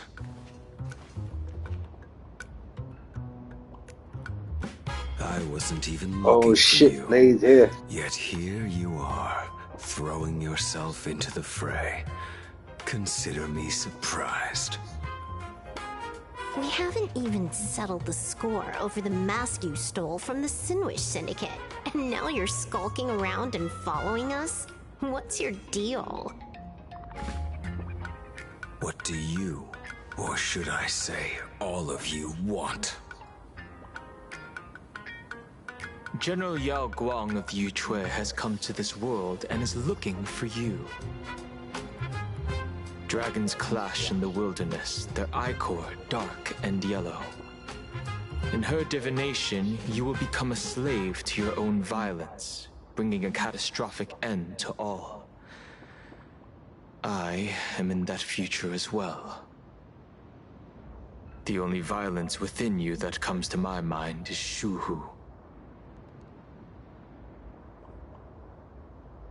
The emanator of abundance who resurrected time and time again. The monster who turned planets into living beings and merged billions of people into flesh spheres. The Xianzhou fears that he is using your body to resurrect himself. So, what's your plan? Kill me again. Oh my, things are getting a little heated. Should I get you both slushies?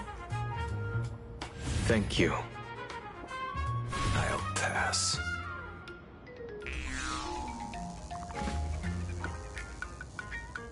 While General Yao Guang's divination may foretell a death battle between us, that doesn't necessarily mean it's the only interpretation.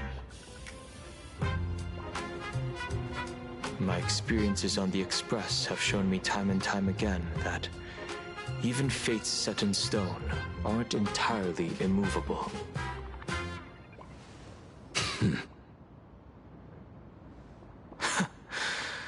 I have no intention of getting into a quarrel with you, but I need to make sure that the presence of the Stellaron hunters won't endanger my companions or the future of this planet. Thus, I must know your purpose here, Blade. What has Destiny's Slave written in your script? He stated this trip would be connected to death. Should I congratulate you? Much obliged. In my experience, it's best not to get your hopes up too soon. Prophecies rarely unfold the way you expect. However, the General's divination isn't entirely baseless. Ever since my arrival here, I have been feeling restless. There's another power here beckoning me. Is there another form of abundance in the world besides you? Perhaps there is more than one. Are you referring to the disciples of Sanctus Medicus? Or the Elixir Seekers? Something far more dangerous. Do they have support from other factions? Unclear. As such, I'll keep an eye on you until everything settles. Just like you did in the past. That's as far as I'll go.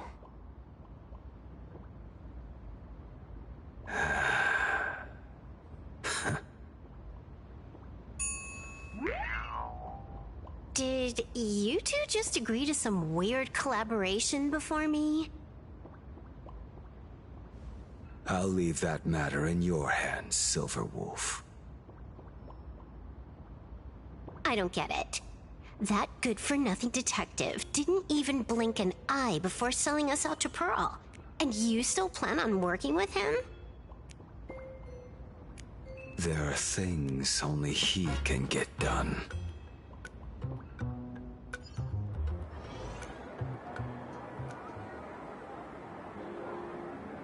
Hey, you two! Why the long faces? On land blessed by the Master of Elation, frowning is bad manners. Come on, smile! Whether you're hungry or full, poor or rich, the laughter is with you. Would you be interested in learning about our Research Society of Happy Smiles? Thank you, but I'll pass. Another one. How many people have been talking to us about happiness today? Well, 6, exactly. Locals say ever since the Sinwish Syndicate case, this Research Society of Happy Smiles has exploded in size. That gang's fall left a power vacuum, and the Research Society of Happy Smiles filled it like a fast-growing fungus. Even those who were once resistant or indifferent got swept up in it. I think I'm starting to get a better picture now. Is this, by any chance, tied to what you're preparing to do in the Phantasmoon games? Not only me.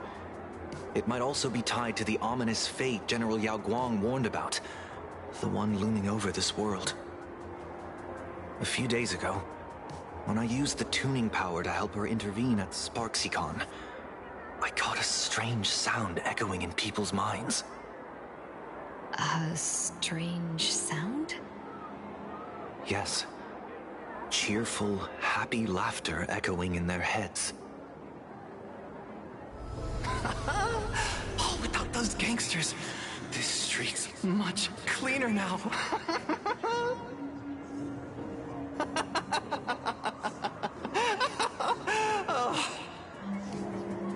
The so-called voice of Aha those society recruiters claim to hear? Could the Joy Seeker truly be so passionate about universal redemption? Whatever that is, it's not Aha's laughter. From the moment I set foot on this street, I've been using my tuning ability to sense the residents' minds. Miss Tingyun, allow me to correct you. Those connected to the Research Society of Happy Smiles number not 6, but 42. Each of them carries the same sound. Identical laughter, looping endlessly like a broken record. Mind control? Or something worse? Are you trying to say that this is tied to the harmony? My apologies. I dare not make such wild assumptions. No, this isn't the work of any tuner.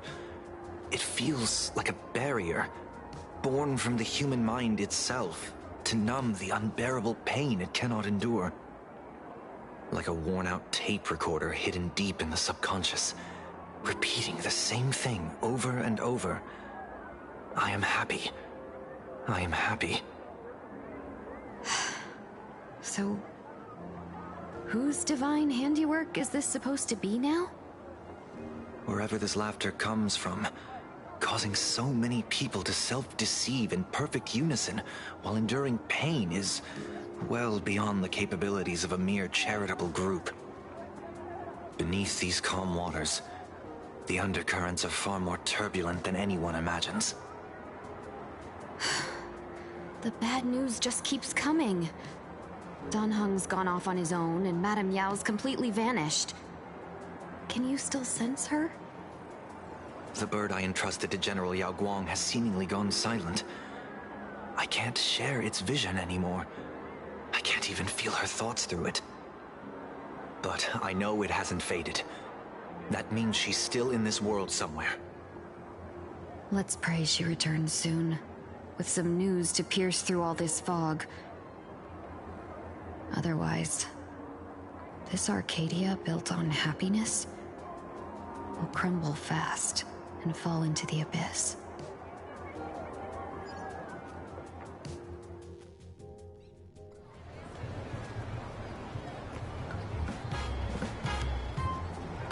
Blurry QR cult. That's an unusual name. Why would the author of Fluffy Across the Blue have such a pen name?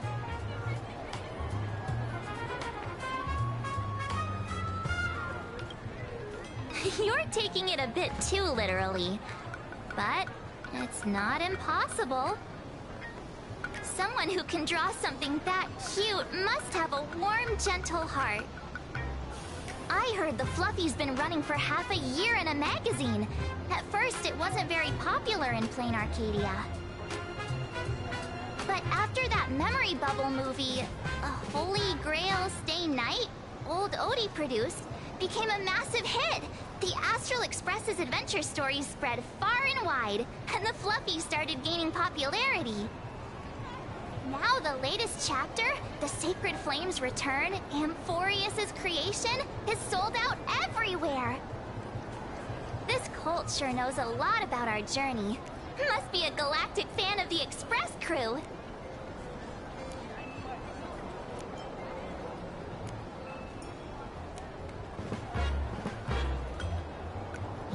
Yes, you've told us the story of Cinderborn 10 times since we got back from Perlux Tower. According to the address the Perlux employee gave us, it looks like we've arrived at a familiar place.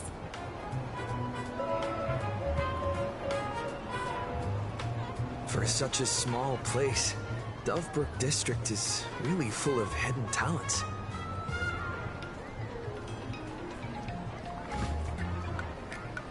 Turn left at the first intersection, then turn right, go straight for 200 meters. Wait, this is... the Furbobo Weekly newspaper? Oh, don't tell me the author of the Fluffy is actually a Furbo. No wonder he rarely shows his face. Come on, let's go upstairs.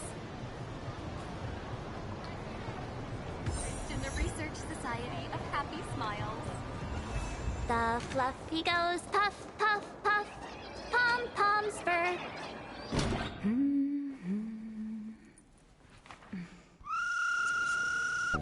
It was her. Boss.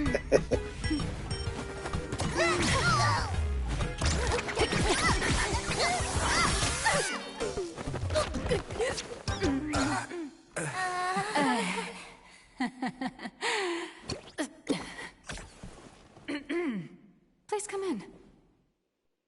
Let me guess. Your next line is... Why are you here?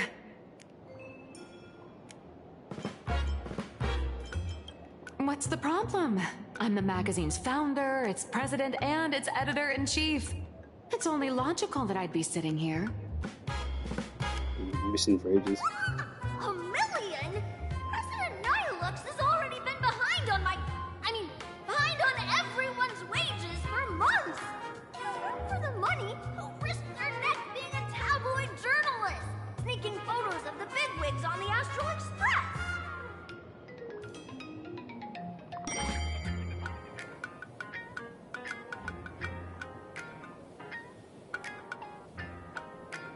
A boss who doesn't pay wages has no right to sit here. They belong in the underworld. Idiots. Without me, you'd all have been locked up in some Department of Aberration Defense painting prison long ago. And you still have the gall to demand wages from your savior.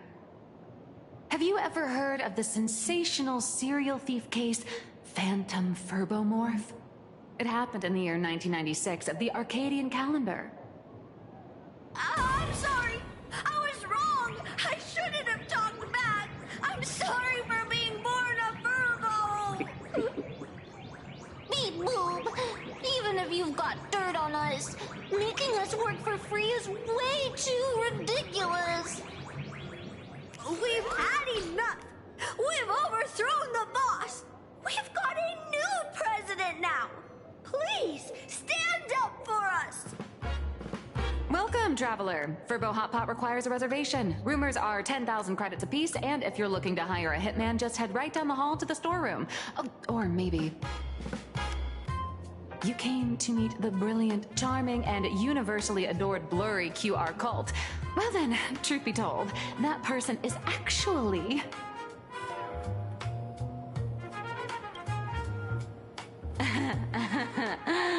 Who could it be?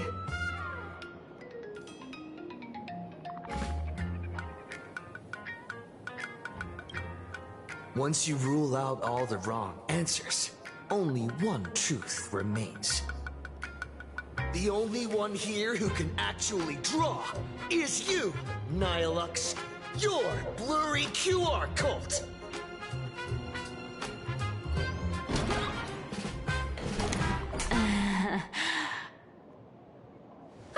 You saw right through me. As a reward for seeing through my disguise, how about an autograph or a photo? Allow me to reintroduce myself. I'm Nihilux. You can also call me by my pen name, Blurry QR Cult.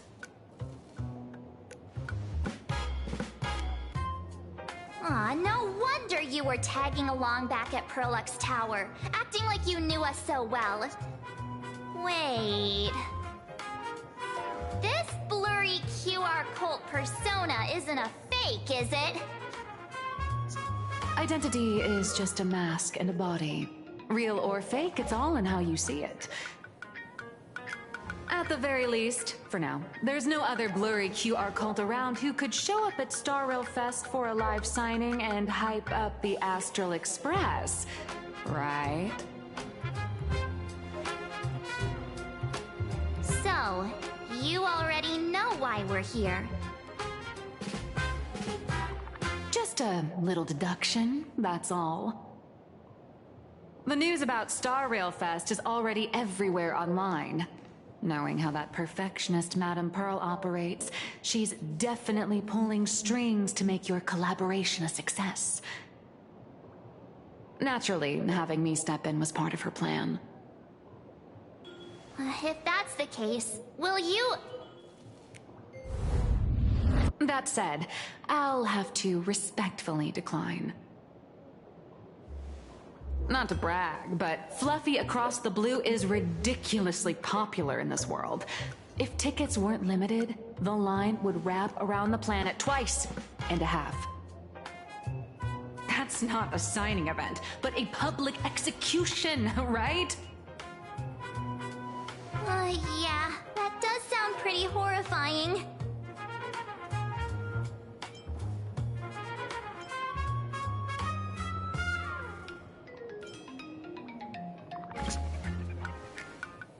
How should I know? It depends on what trouble you get yourselves into. I mean, on where you go, and on which villain you heroically defeat. So tell me, Miss Nihilux, do you really have the right to refuse us? You've used the crew's likenesses and adventure experiences without permission.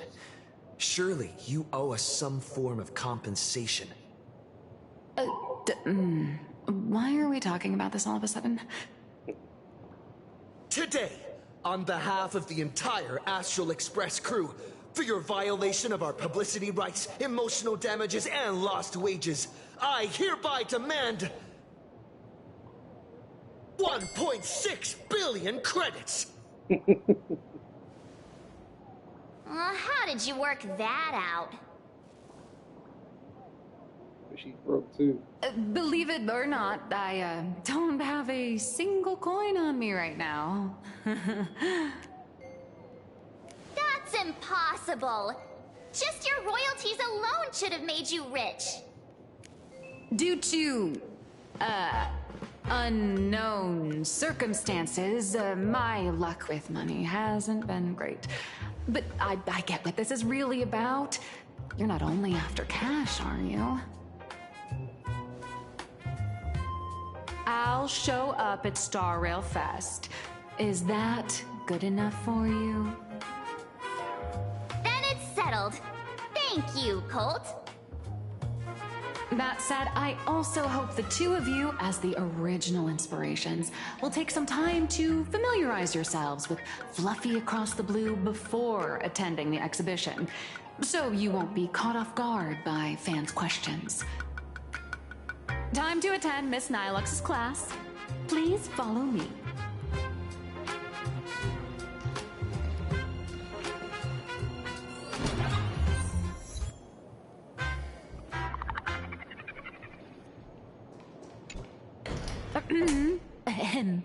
Miss Nilux's mini class is officially in session.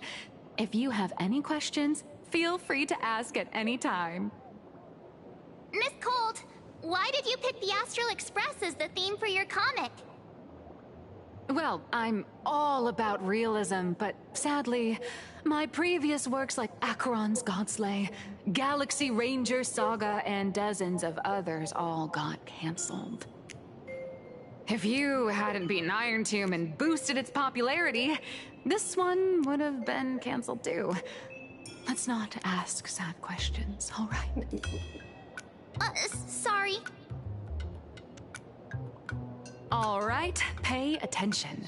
The cute little critter in the center of the image is Baseball Raccoon, the main character of Fluffy Across the Blue. Just recently, March Bunny and Woof Woof Dawn found him in a trash can.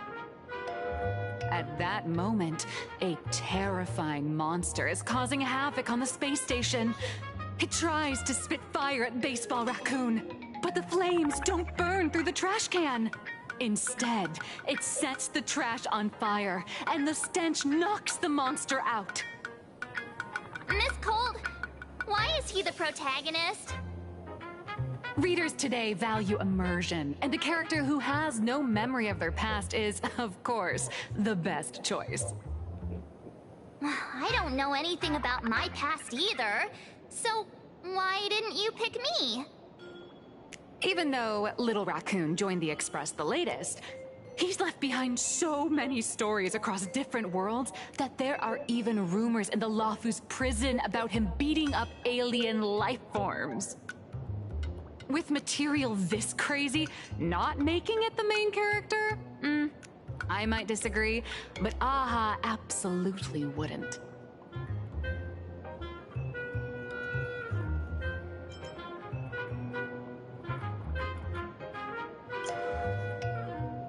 So every time you land somewhere, you just run around to get more screen time, huh? March, the Fluffy is just a comic. Outside of this, the author and the readers, every character in this world, aren't we all the protagonists of our own lives? That sounds so passionate, Miss Cold. I totally get it now.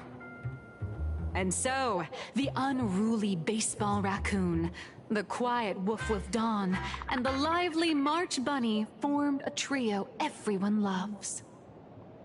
Actually, I have a question too. Ever since I got punched in the face by sales numbers, I've grasped a universal truth. In today's world, fluffy, cute animals are always a crowd pleaser. Seriously? Even I feel like I can't compete with Pom Pom's cuteness. Designing the adult versions took some work. After defeating the monster, Baseball Raccoon accepted an invitation from the other fluffy animals and boarded the Fluffy. Here, the protagonist meets 3 big animals with distinct personalities. First, the adorable and universally loved conductor, Pom Pom. Beside them is the elegant navigator, Miss Hime-Cat. I know! That's Hime-Cat! Her original inspiration is Himeko. Oh, please don't tell her!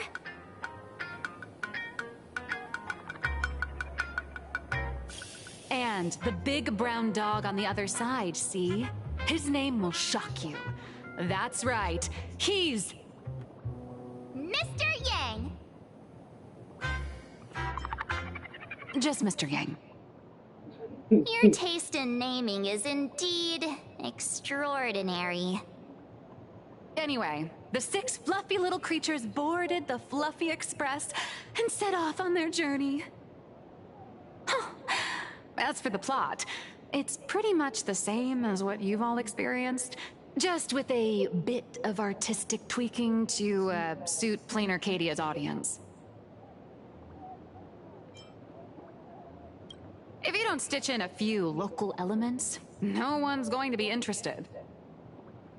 In the comic world, which is even more cutthroat than the Phantasmoon games, if you don't cater to the reader's tastes, it's nearly impossible to survive. Once upon a time, great comic artists had the luxury of 100 chapters to build things up. Now, if you don't hook readers within 100 pages, you're done. Readers today are hard to please, and authors have to come up with ever more shocking and sensational material. Doesn't this remind you of the Phantasmoon games? Looks like you're all familiar with the characters from the Fluffy. Now, let me talk about some of the creative challenges I'm facing.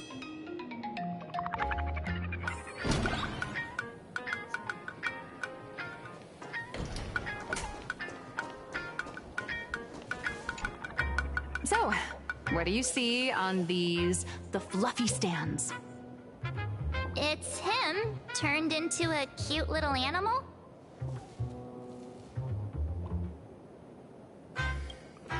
Yes, this is the character, and you're the inspiration behind him. But even for someone as interesting as you, there are many backstories that readers don't care about, don't want to know, or don't feel obliged to understand. A comic artist's job is to capture the most interesting parts and present them to the readers. The cute and clever one is March Bunny. The unruly but reliable one is Baseball Raccoon. This is what we call a concrete archetype paired with an abstract character. And the abstract side of a character will only be further simplified in the eyes of the readers. So, how do you think the readers across the universe view you nameless?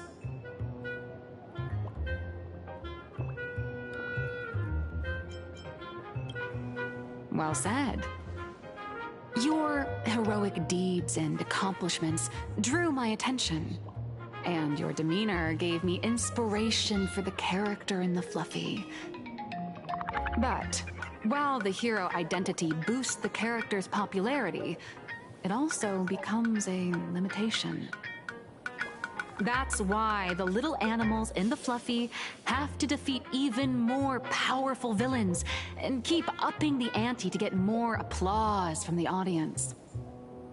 In turn, the reader's perceptions and expectations constrain the character's growth. If he acts out of line, the popularity will crash.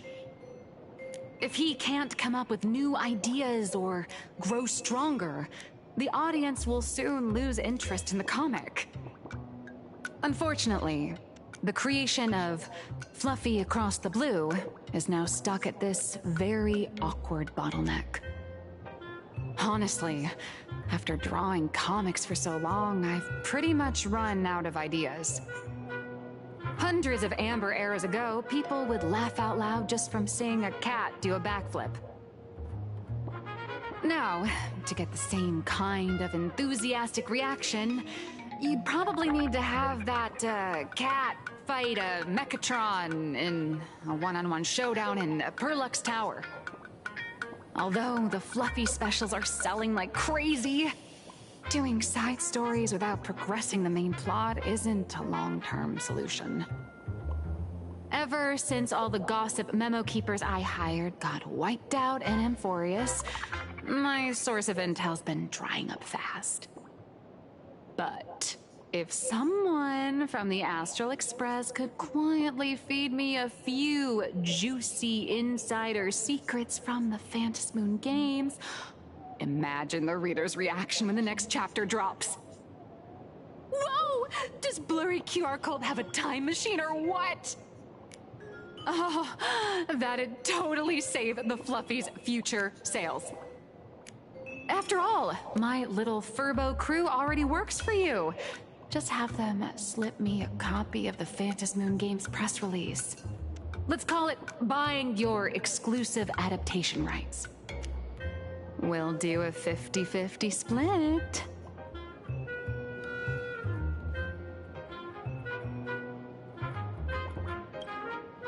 I've already figured out how to spend the royalties. First, I'll buy Pom-Pom 10 new outfits, then get Himeko a brand new coffee machine. And after that... All right, since we've got the profit split sorted, looks like my creative block won't last much longer. Just wait for my appearance at Star Rail Fest. Star Rail Fest, a grand event that gathers millions of eyes and an inordinate amount of wish power. And under all that attention, the dark forces coveting the Master of Elation's blessing are bound to surface. Heroes and devils dancing together in plain Arcadia. Tell me, is there a better source of inspiration than that? My hero, don't let us down.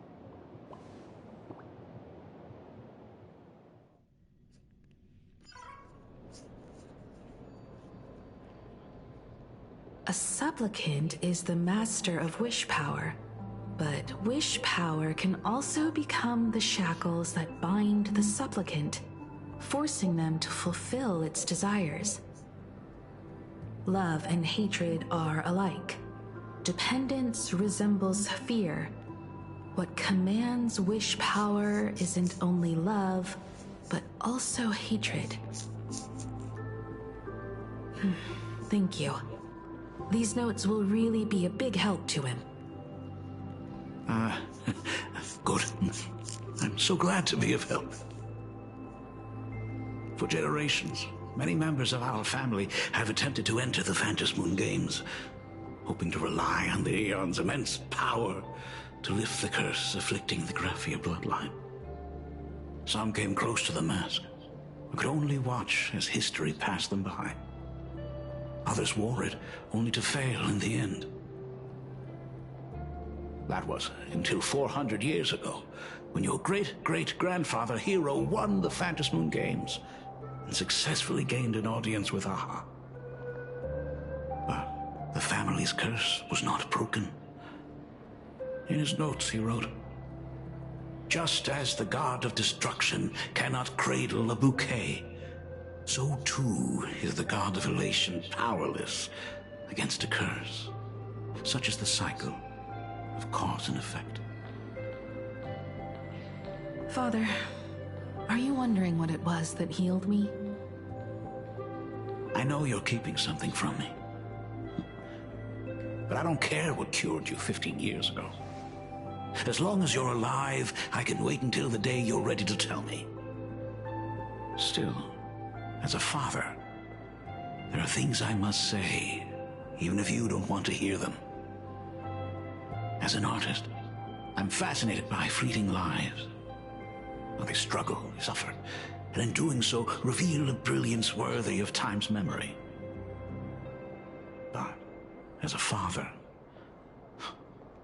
I can't stand by and watch my daughter walk into tragedy. I bless you to be a hero, to welcome the same end as Akivili. Those are words I could never speak. The road ahead is shrouded by uncertainty, and that's why someone must take the first step, to trailblaze a path others can follow.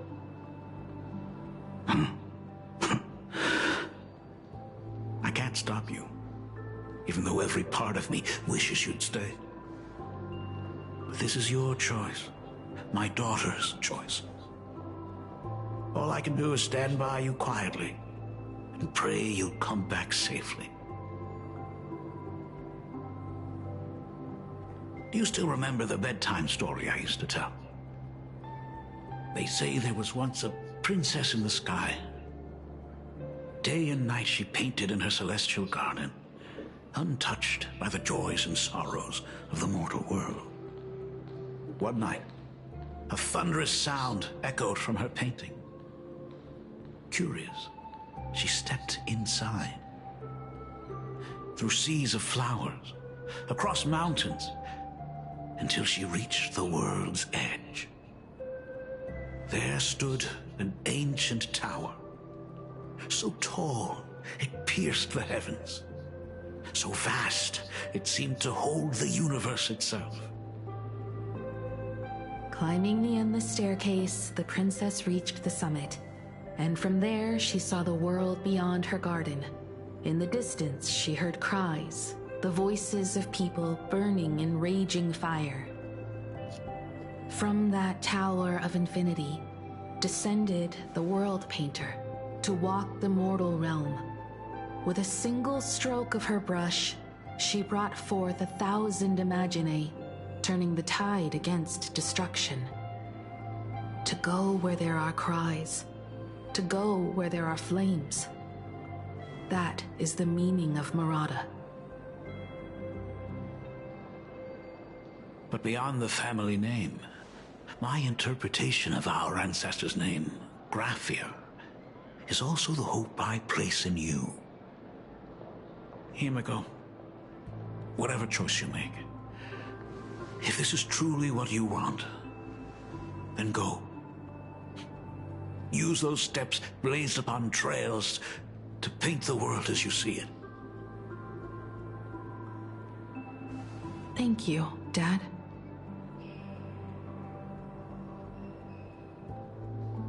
By the way, how's your health? You haven't picked up any bad habits like smoking or drinking while I was away, have you? As the Dean of Graphia Academy, I still have to set a good example for my students. It's just, my tendinitis keeps acting up. My herniated disc is getting worse. Himeko, how long will you be staying? At least until the lunar cycle shifts. I'll stay here in plain Arcadia until then. I see. If only the Phantom Moon could stay full forever. Himeko, safe travels on the trails ahead.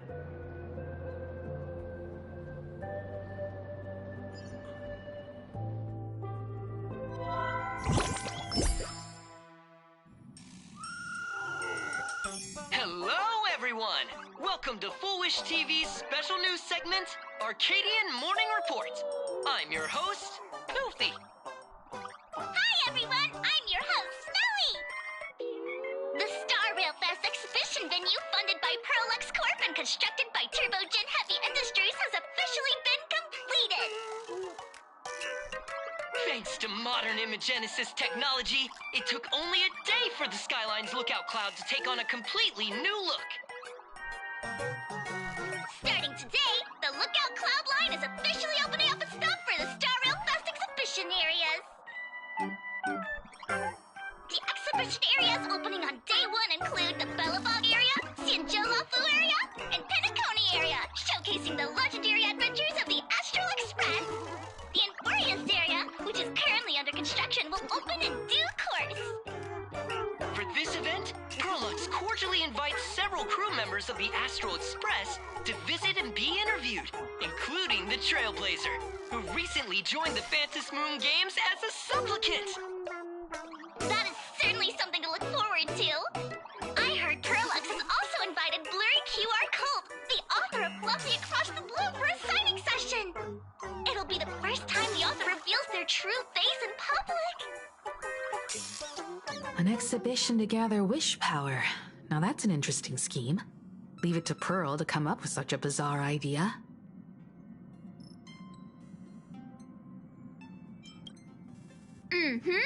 Pearl is also mobilizing Perlux's resources to promote us.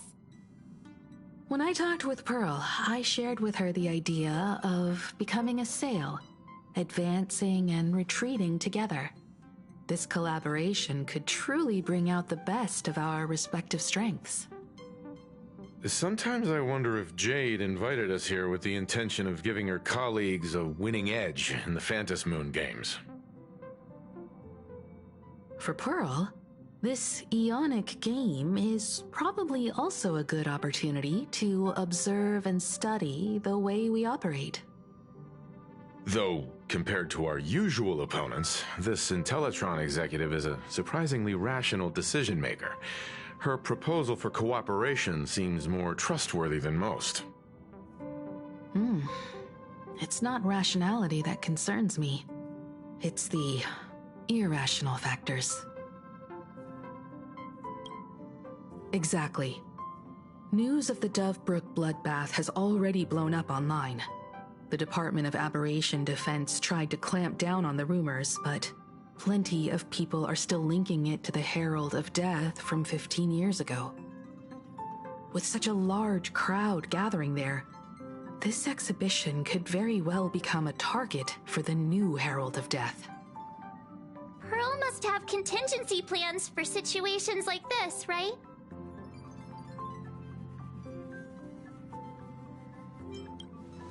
That old guy? No way!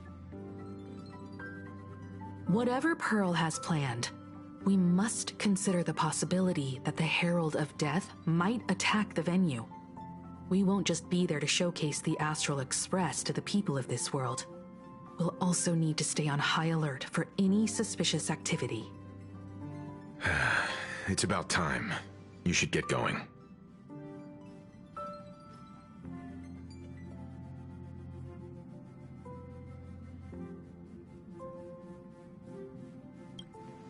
Someone's got to stay behind on the express to keep the conductor company and be ready for any emergencies that pop up. You guys have fun out there, but stay safe. Contact me right away if anything comes up. They're both out on a mission with General Yao Guang. Dan Heng is tracking Blade's whereabouts, while Sunday is working with Miss Ting Yun. Both of them are tied up. Looks like they won't be able to make it to the exhibition this time. Looks like the heavy burden of documenting our travels falls on yours truly once again. I'll make sure to snap tons of pics so I can tell you guys all about the exhibition when we get back. Star Rail Fest, here we come!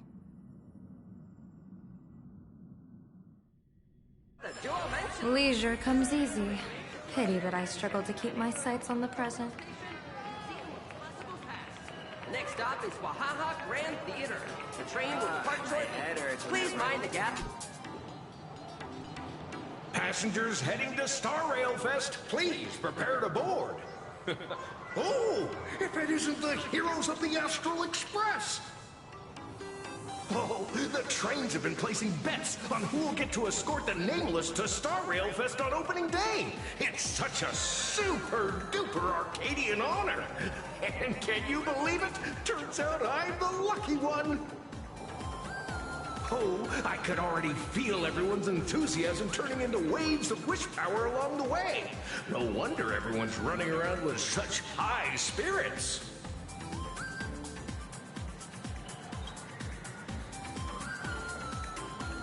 Ding, ding, dong, dong. The express is about to depart. Heroes, please stay seated and hold on tight.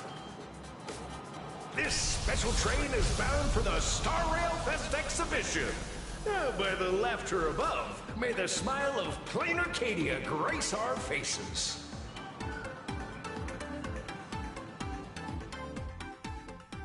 Cloudline. Thank you for riding with us today. May the laughter watch over you, and please enjoy your journey. Oh, wow! The exhibition entrance is packed with Express fans.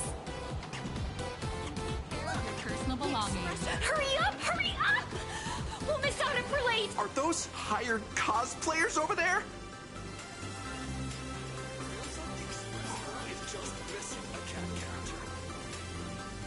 Chat, I've made it in safely! For those who couldn't get tickets, you can catch the entire fest through my live stream today! Next to me is my partner. Oh, wait, what are you 'Tis I, Cold Dragon Young, Dan Heng. Where'd you get that mask from?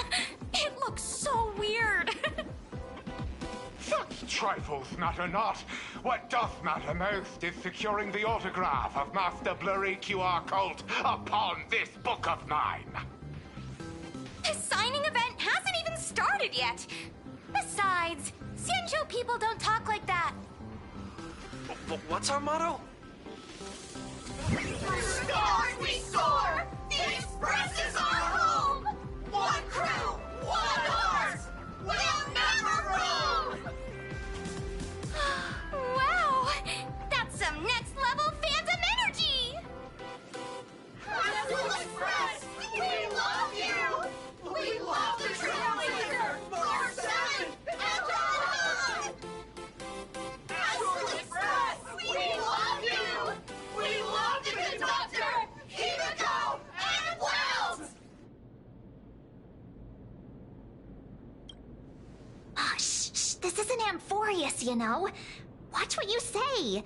The family's got ears everywhere. It's best if we keep quiet about Mr. Sunday while we're out in public. Want to take a photo together, Himiko? No, thanks. I'd take tense negotiations with Pearl over getting mobbed by my own fans any day. Who'd have thought there'd be social situations that even Himiko's afraid of? If Dan Heng and Mr. Yang were here, I can't even imagine the looks on their faces. What a sight. Truly.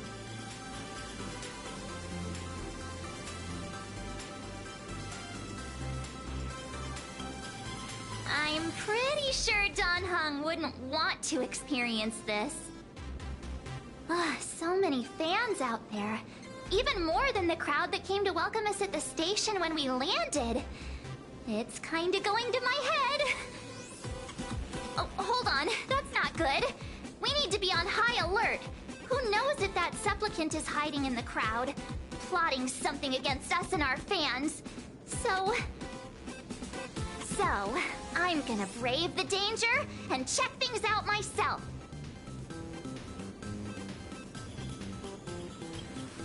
You talk too much. Don't wander off too far, though. We still have official business later. Speeches and other activities that we need to show up for. Got it. We'll just hang around here.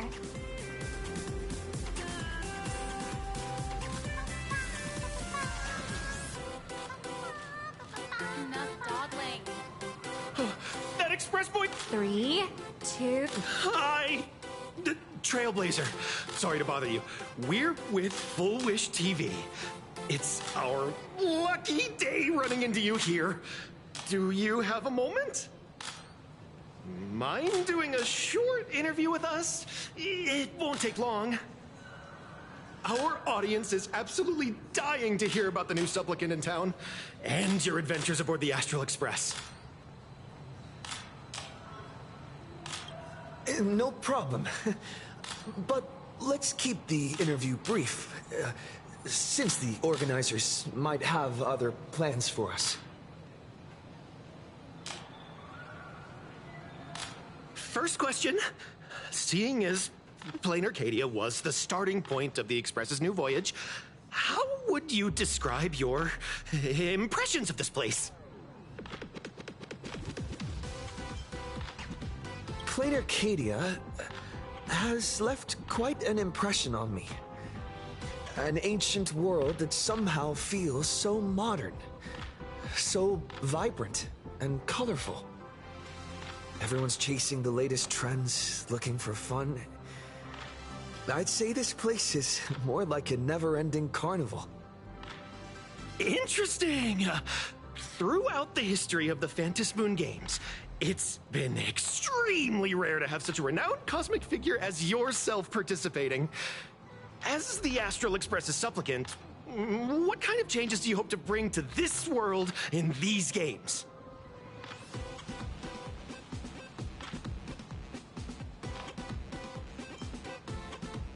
I'm just a passerby. Who am I to change this world? But if I can, I hope to show everyone the spiritual strength of what the Trailblaze represents.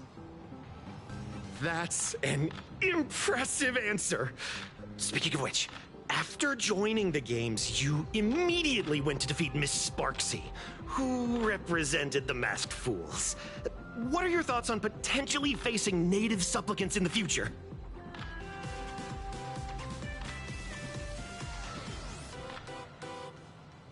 Sparksy gets her kicks through chaos and madness. That kind of out-of-control elation is way too dangerous. As for the other native supplicants, as long as they don't make the games dangerous, I'd rather cooperate with them than defeat them through violence. Speaking of local supplicants, we've noticed that Star Rail Fest is Perlux Corp's way of rolling out the red carpet for the Express. There are rumors that the IPC is also sponsoring the Express. So, I have to ask, are you representing the Express or the IPC in these games?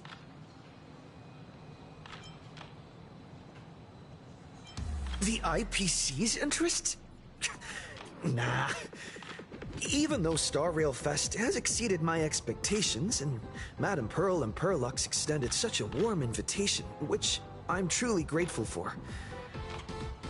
At the end of the day, this is a festival for everyone. And I'm just one of the guests. I'm not the master of this place.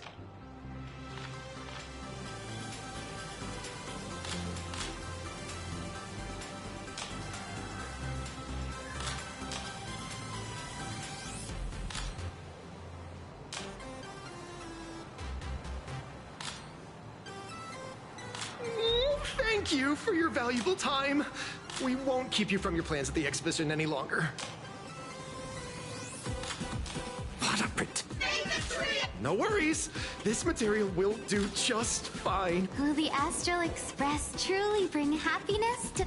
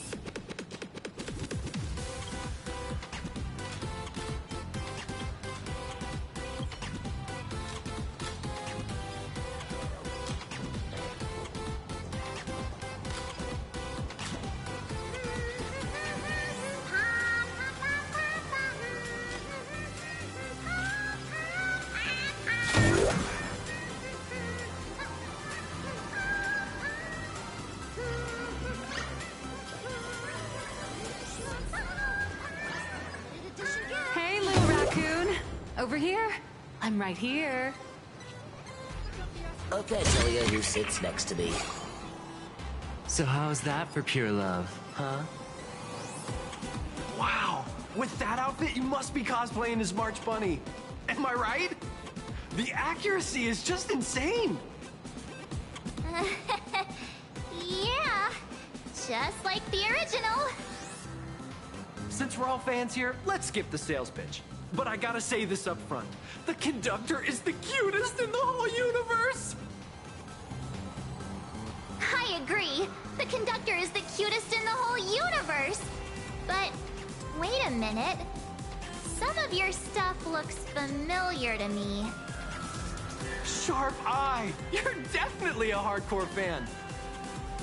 We collaborated closely with artists from different worlds along the trailblazing expedition to create these products. pretty much guess who they are. I may not be that talented or have the artistic skills of a master, but I've written some articles and gained a bit of popularity in the fan community, so while I'm here at the booth, I thought I might as well do some self-promotion.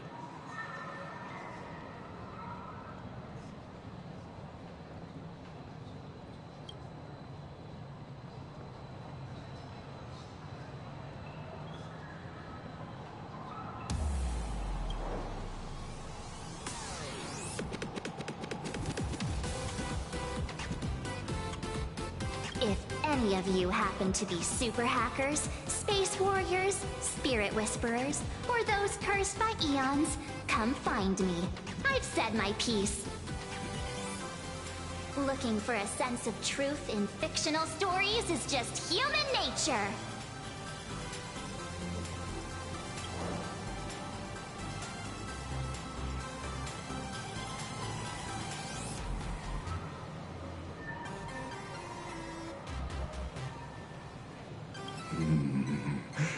Robert II, wise throughout the universe, profound in his insights, was bestowed the title Profound One by Noose.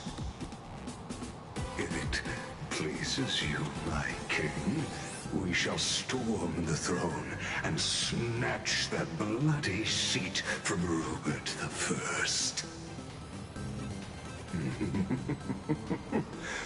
Among the countless stars are whispered the secret chronicles of Robert.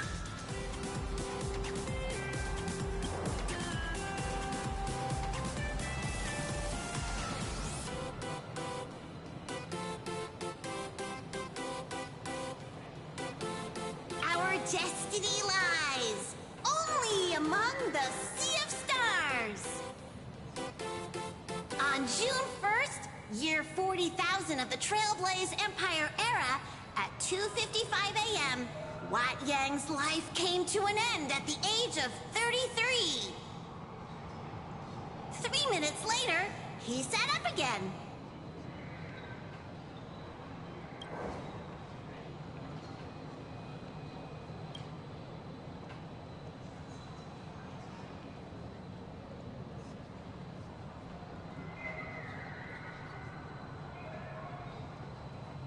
I'm sorry, Kafka.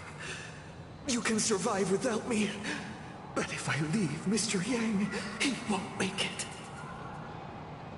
Well, what about Silverwolf?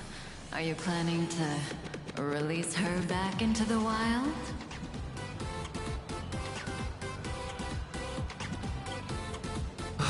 The folks here seriously don't hold back. Nothing's off limits to them. Buy one item, get a free novel! It's a venue-exclusive deal! First come, first serve. Better act fast, or you might regret it forever! When the fluffy figurines hit the shelves the other day, this mysterious old guy snatched them all up, saying something about using them as art references for students. He loaded up a whole cart like he was stocking inventory. Even the scalpers were no match for him, I'd say. Not long after he left, a girl with bunny ears came to buy figurines too. She was clearly a collector, buying complete sets of everything. Then she discovered that in every collection she wanted, there was one Hemacat missing. That old man bought all the Hemacats. Oh, that's horrifying. I can't let this happen to me. I have to make the best use of my wallet while things are still in stock.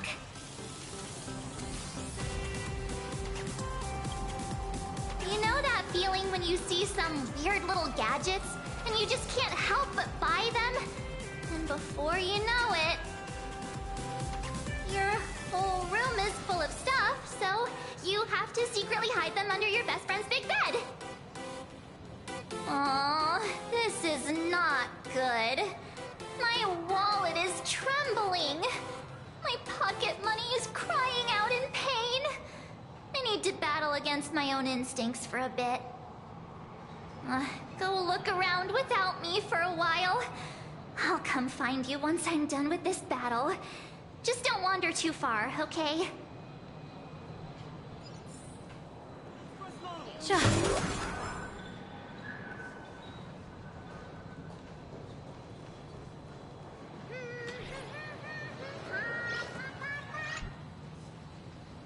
Nice to see you again, little raccoon. You're lucky you haven't been completely swarmed by fans yet. Here you are, the original inspiration for the Fluffy's main character, fresh as a daisy, yet no one recognizes you. Talk about irony. Don't tell me they think you're just some cosplayers. Come to think of it, that's actually quite possible.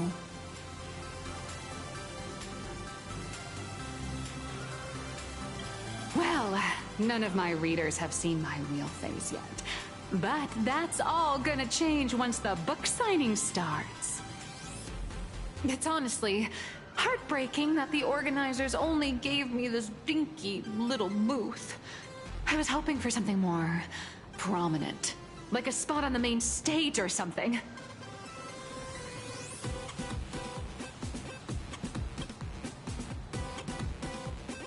I know. Hey, wanna have the number 000000001 collector's edition comic that blurry QR cult signed today?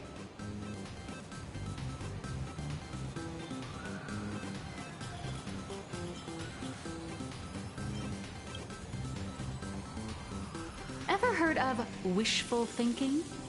Besides, what's wrong with selling a ton of copies? You're getting royalties too, you know. Hold up. What's this extra thing? Light sticks.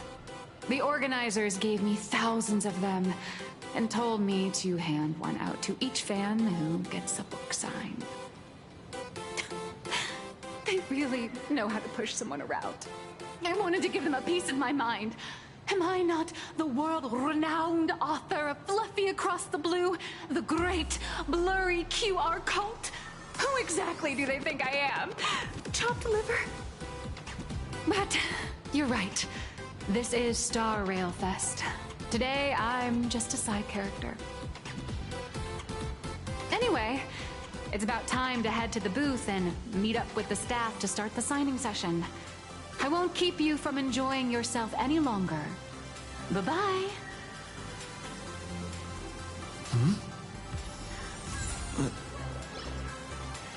Evanescia?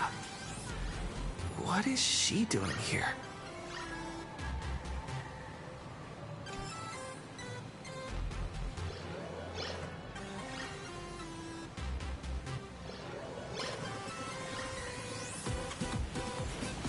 The intertwining of fate. Quite amusing.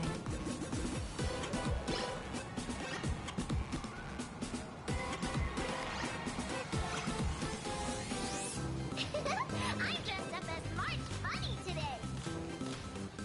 Target confirmed. Mine's ready.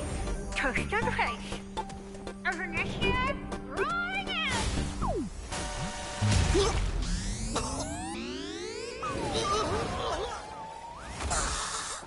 Did that guy just pass out?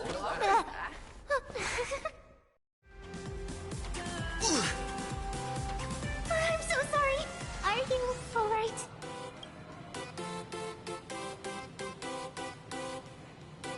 Sorry, I had no idea I could pack such a punch when sprinting at full speed. Good thing I'm built tough. I just wanted to recreate that classic teen rom-com moment. You know, bumping into a schoolgirl running late with toast in her mouth.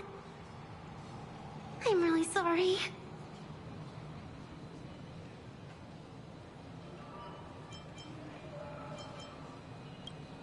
Why am I here? Well, probably because the plot demands it. Well, that's got to be the lamest excuse I've ever heard.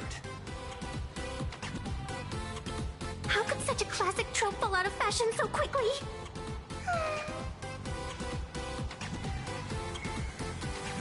Hey, I helped you out during the Phantasmoon Games, didn't I? Is it really fair to glare at me like I'm some kind of villain?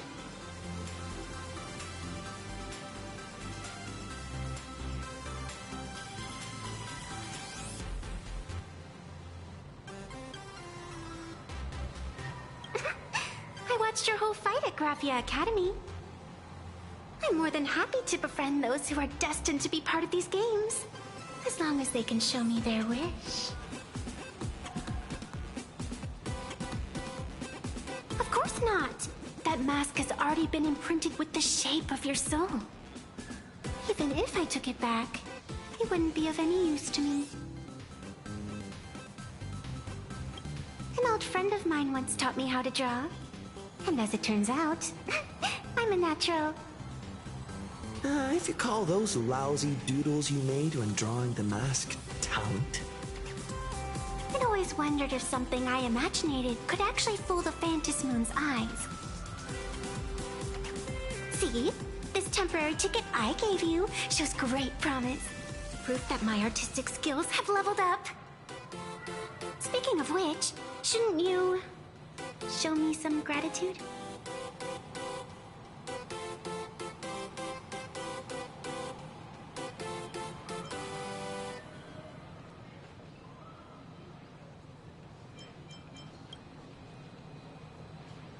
The scalpers are completely out of control. I couldn't snag a single ticket to the exhibition. Could you sneak me in?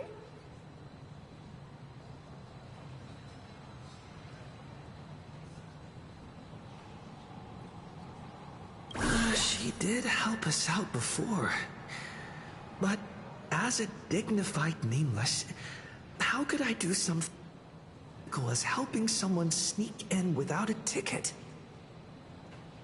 After all she's done for us, you're gonna be stingy about a tiny favor? Besides, since when were we such paragons of virtue? I sure don't remember any of that. Huh? Didn't expect you to be so principled. Guess I'll have to use this trick.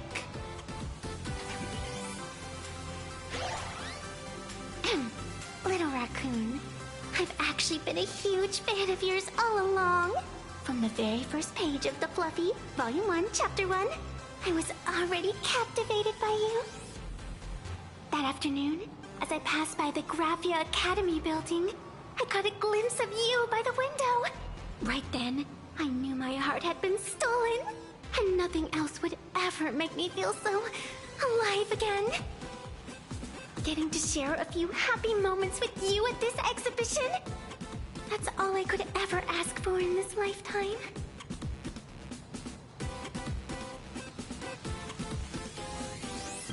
All right, I'll do it.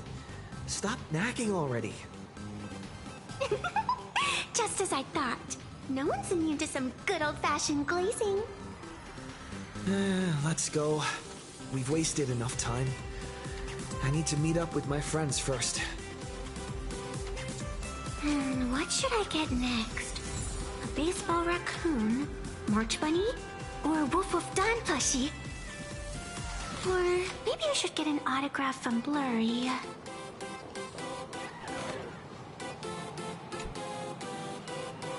I tried, but I still just couldn't keep my wallet shut. Wait, that girl behind you looks kind of familiar. Have we met somewhere before?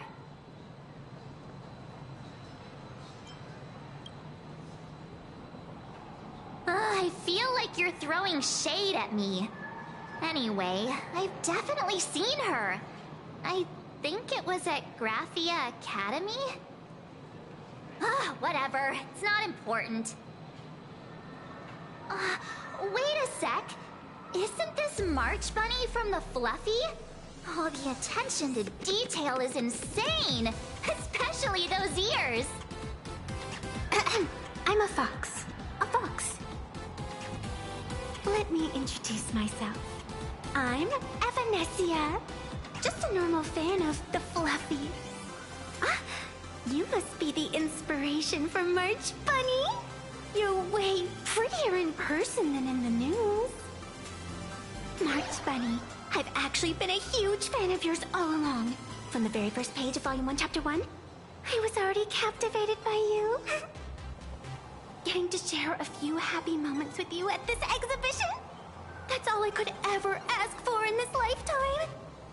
But I can't even get a single ticket, so I can only stand here, gazing up at that world from afar.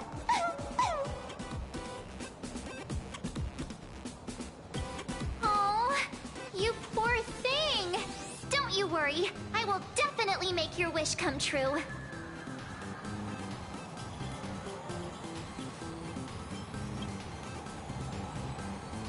It's like our souls just clicked on a cosmic level. You wouldn't get it. Such an adorable little fox girl could never have any bad intentions. It's not like she's another Fantilia, right? Besides, this place doesn't even have any Stellaron or Ambrosial Arbor. Don't worry, Nessia. Just leave it to me. That's great! Thank you so much, Miss March.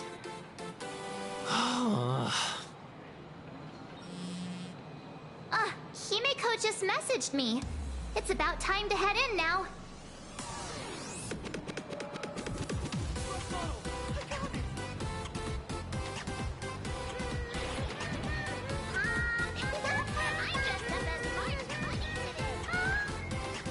Wow, if it isn't Trailblazer and March 7th!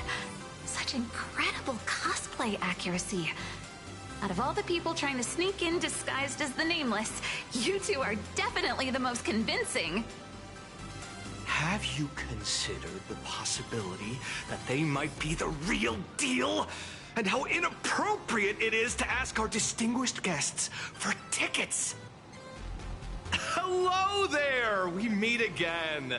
HQ arranged for me to wait here and welcome all of you. Miss Himeko has already entered the venue. Mr. Trailblazer, Miss March 7th, and this is... She's,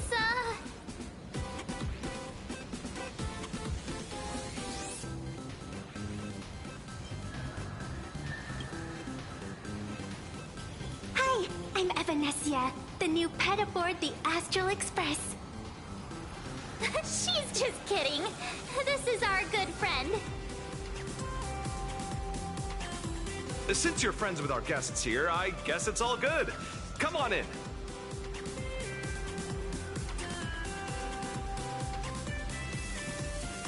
Ladies and gentlemen, the guests from the Astral Express are about to make their entrance.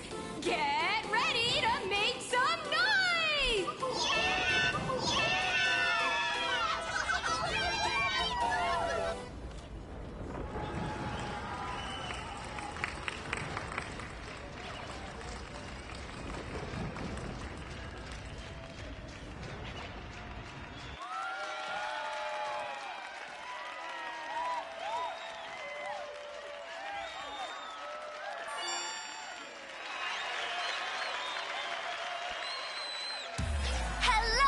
Visitors and spectators!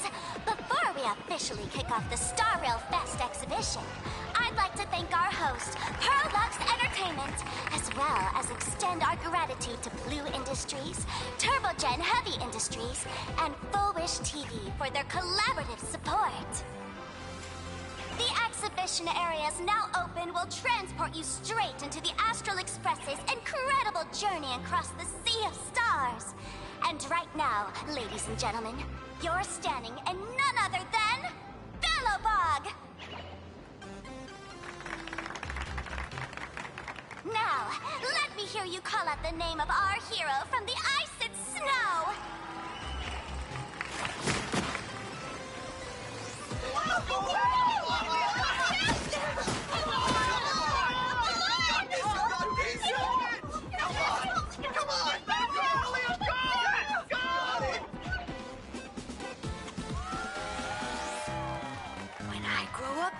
I want to be the Supreme Guardian and turn into a frost giant to fight those rampaging super ancient weapons. In my next life, I want to be the Supreme Guardian and turn into a magical girl to protect Plain Arcadia.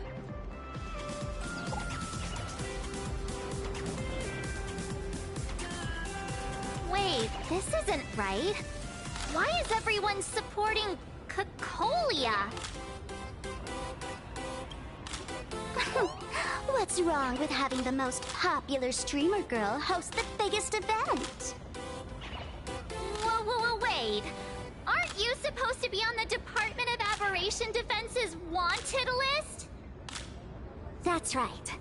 So I'll have to go into hiding right after this job. Come to think of it, maybe I should lie low using my Sparkle identity. After all, what does Sparkle have to do with this Sparksy thereafter? Oh, right. Nameless. Won't you take pity on me and give me back my mask? In your dreams! Yahoo! Since we have two Nameless from the Astral Express here with us today, let's kick off an exciting The Fluffy Trivia Quiz!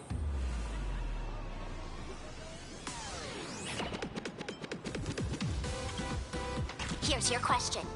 In the final chapter of the Fluffy's Bellabog arc, The Supreme Guardian's Bond, what did Cocolia summon to fight by her side?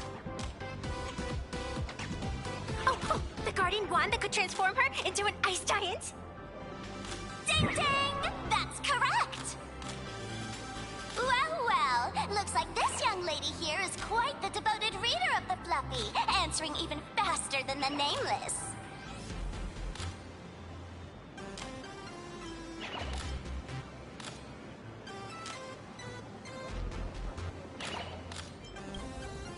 Those two huge chunks of ice were definitely quite impressive. What's the deal with this ice giant? Sure, Cocolia can transform, but she shouldn't be anywhere near the size of the engine of creation. What? Lady Cocolia fought the engine of creation in her human form? That just makes it even more awesome! Ugh, but they didn't show that part in the comic. Next question. Before Cocolia was frozen in ice, what did she give to Baseball Raccoon?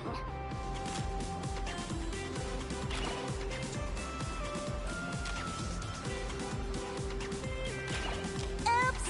Wrong answer! The Flaming Lance! In the end, the little raccoon used that lance to channel everyone's light to Cocolia, restoring her power so she could descend in her wildfire form! Ding ding! That's correct! Every time I turn to that page, I can't help but burst into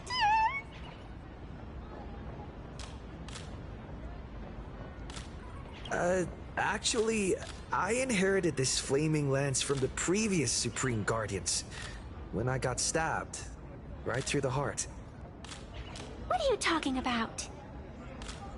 In Bellabog's final battle, wasn't it like this? Despite her grievous wounds, the Supreme Guardian transformed herself into a frost giant for the sake of the people of the Winterlands, joining forces with the Nameless to counter the destruction engine that was about to flatten Bellabog. So the Fluffy storyline follows the official Bellabogian narrative? Wait, is that not how things went? Could you at least spill a little? Just a little?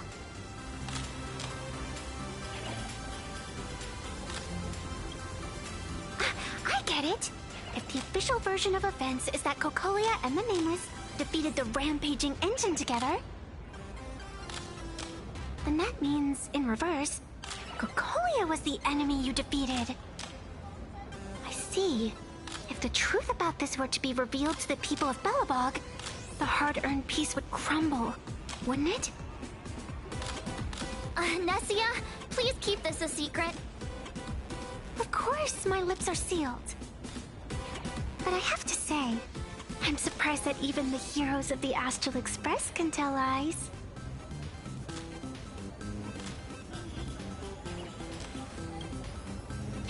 Not really. They say lies don't last forever. while Belobog's future may be built on the lie, I hope it can endure for a long, long time. Because those people are all my friends. Thank you for telling me about this. The Phantasmoon games make supplicants wear masks. But if you ask me, that's when people really drop the act and face their true selves. Big hero! The event's not over yet! Come join me on the stage and deliver your decisive strike in the epic battle between Madame Cocolia and the Destruction Engine! Me?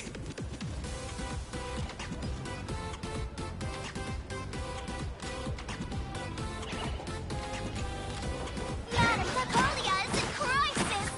Hang in there, Madame Cocolia! Fear not, everyone! I can see our hero approaching! Today, we are honored to welcome to Star Rail Fest the hero of the Astral Express, one who survived the Battle of Belobog, the Trailblazer! Let me hear you say the name of the Will of Preservation's successor! Trailblazer! Trailblazer! Trailblazer!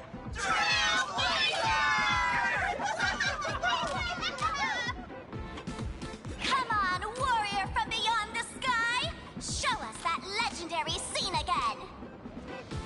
Ignite your flaming lance! Charge up Madame Cocolia with your power, and let her hear our calls! The host is calling for you. Time to take the stage, great hero!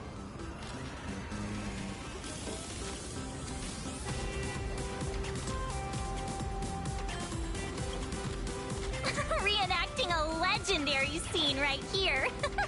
Oh, good thing I'm not the one up there. Big hero. You're gonna shout that line when you ignite it, right?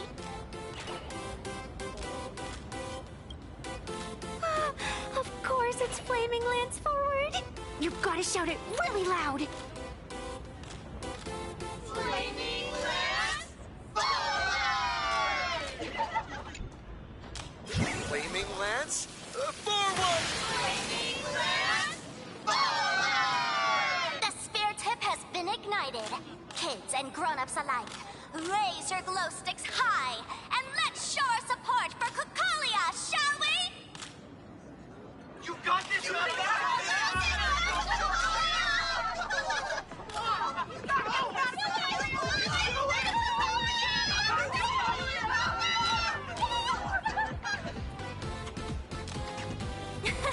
Seeing everyone so fired up makes me want to join in on the cheering too. You've got this, Madame Cocolia! Don't give up, Madame Cocolia!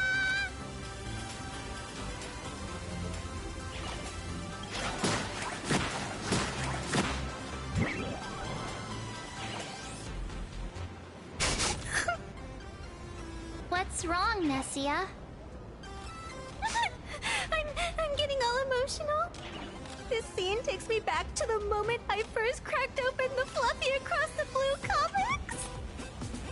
The speeding express, dazzling cosmos, and a bunch of quirky yet adventurous companions. I know this story is fiction, but I really want to be part of it and travel with you guys. But leaving home, that's not exactly easy for me. Thanks for the love. And hey, traveling with the little animals aboard the Fluffy still counts as traveling with us in my book. Thank you for the love. Being able to connect with friends like you through stories is probably the most precious part of this journey. Well said. Shall we head to the next exhibition area then? All right, let's get moving.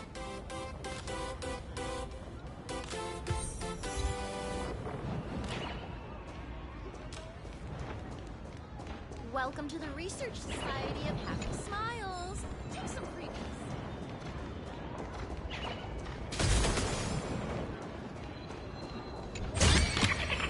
The feng shui here is pretty good. I've made a note of it.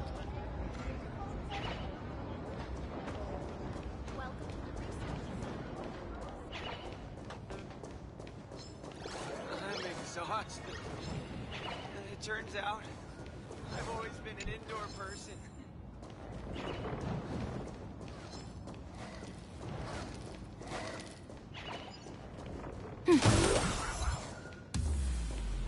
Trash can! Your good days are over! Return the soul blast to me!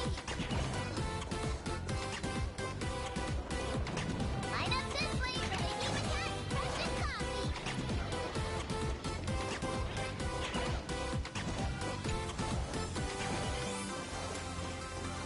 So much. It turns out, I'm gonna become a hero like I told you! Welcome to Star Rail Fest. Please remain safe. Otherwise, the conductor's gonna get mad. What's this? This is the end of the run? Is Bellabog this hot as well?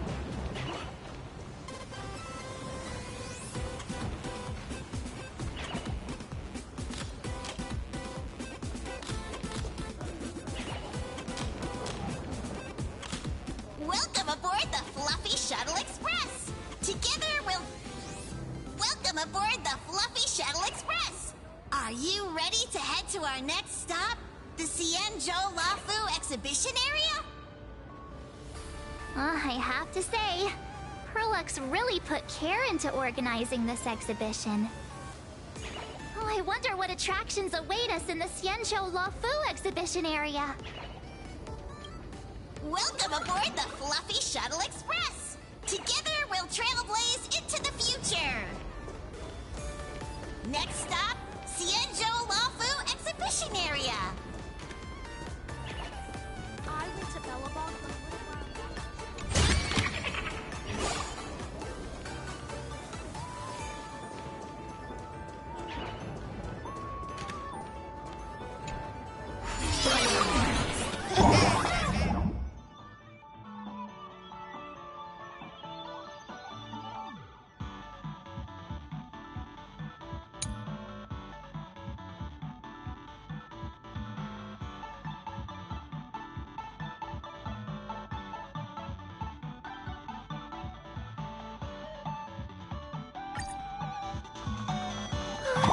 The audience is brimming with excitement. Welcome aboard, passengers. The Fluffy Shuttle Express is about to depart. Next stop, Cienjo Lafu exhibition area.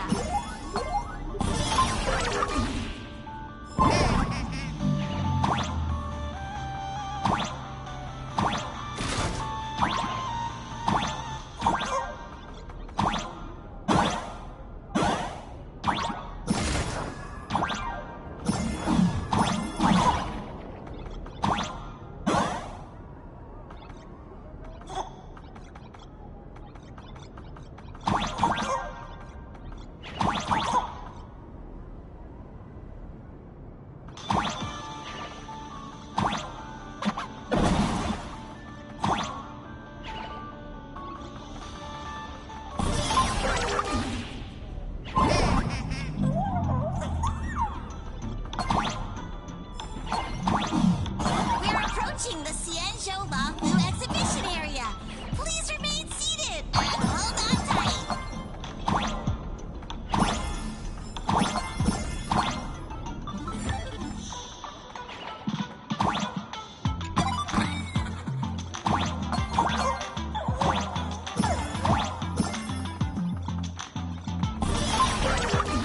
Welcome aboard.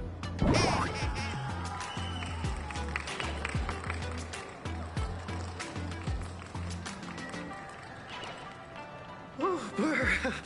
The frigid waters of Scale Gorge Waterscape are chilling me to the bone. Why is there so much water in the exhibition area? Did a pipe burst or something? I bet this is some cutting-edge immersive theater performance. I gotta say, these tickets are totally worth every penny.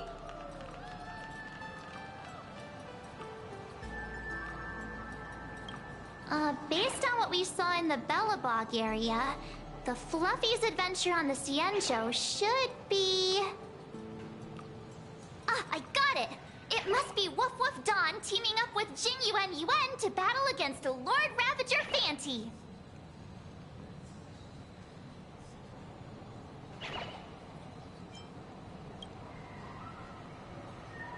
I'm so jealous that you guys still get to experience the joy of seeing the Fluffy for the first time.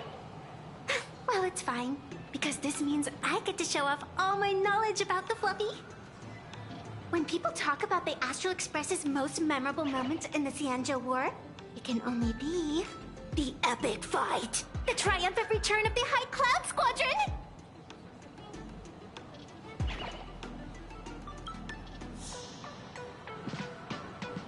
When people say squadron, they mean a bunch of superheroes teaming up. Did I get too excited? Sorry. I really got carried away. Not at all. I'm guessing this High Cloud Squadron must be referring to the Xianzhou's High Cloud Quintet, right? Did a memo snatcher steal my memories? When we fought Fantilia, did we really have that many people helping us? 5 at once?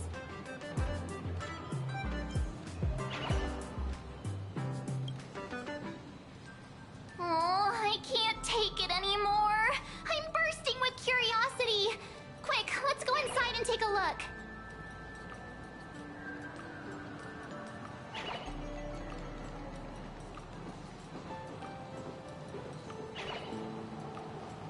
The Express family living the best life is more important than anything. Why do all the reporters room for Boba Weekly look so... What an exquisite Xianzhou outfit! This... Holy moly, they nailed the Scale Gorge waterscape. The whole exhibition area is completely submerged. Little Raccoon, I want to see that thing.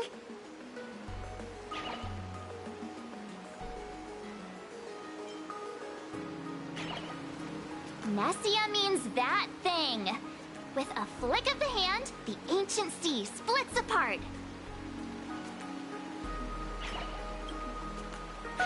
Wolf Dawn, I've actually been a huge fan of yours all along. From the very first page of Volume 1, Chapter 1, I was already captivated by you.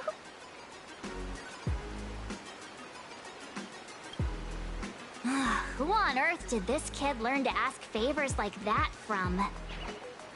From March Bunny in the comic, if you must know. What? This is absolutely the biggest personal attack on me ever! Never mind. I'll go ask someone about what's going on.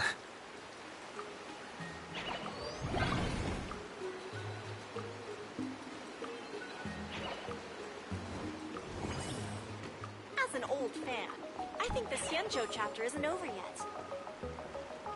How long until the scene here is almost a perfect replica!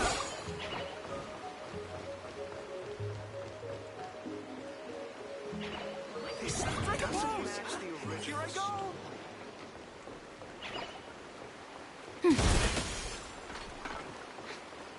I say it's got less power than Mr. Yang's glass.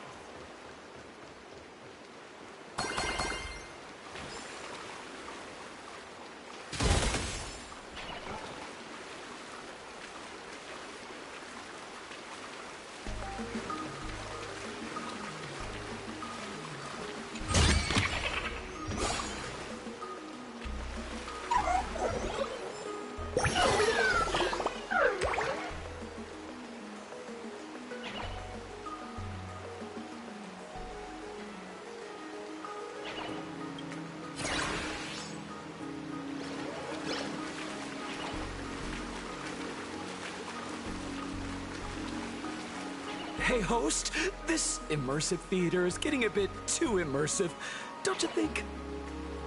Ugh, it's been almost 20 minutes. Where's the actor who's gonna split the sea? That's right. The script for this exhibition stage play was written under the guidance of the Xianzhou's legendary literary master, Mr. Cien. We guarantee you'll get an authentic recreation of the Express's most iconic moments.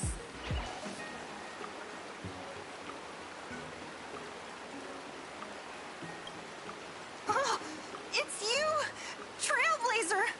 I don't know what happened, but water just started splashing out everywhere. Please, save this exhibition area like you saved Scale Gorge Waterscape before.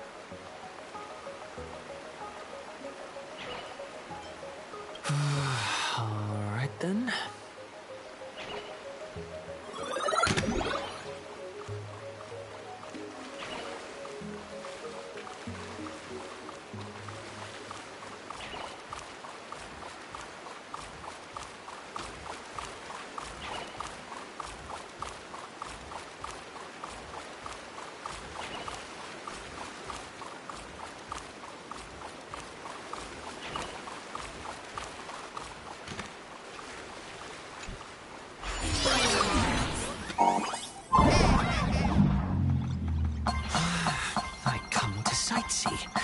I do hard labor. I fix these pipes. All for the audience.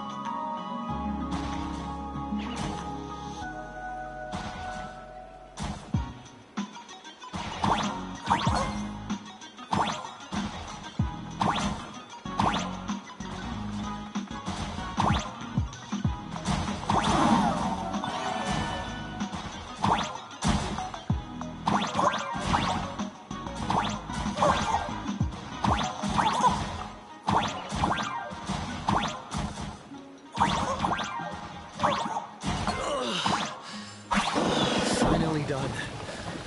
I've never missed Dan Heng as much as I do now.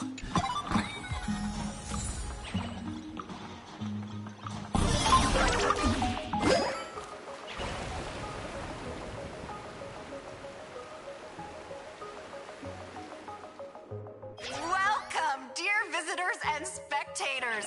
At this moment, you've arrived along with the Astral Express at the ancient and mysterious Xianzhou!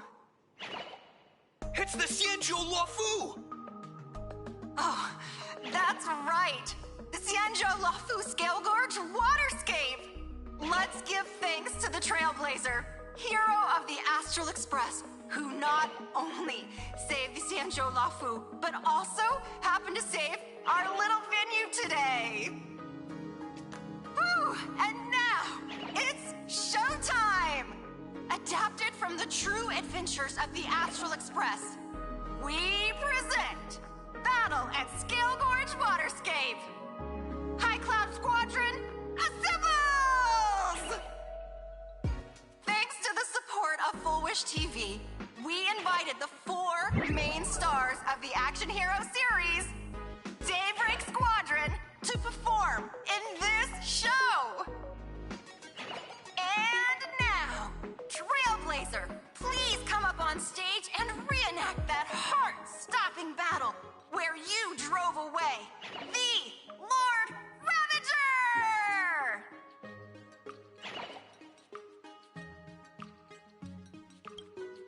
Ha!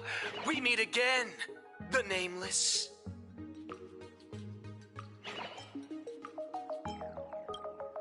I don't think that's necessary. Aren't we supposed to be the heroes of the Xianzhou? Why do the Xianzhou's heroes need to rely on others to save their land? Same as us. Shouldn't the heroes of this world be able to protect our own people? Can't we be the ones to bring happy smiles to their faces? Hey! What nonsense are you all babbling about? Is any of this actually in the script?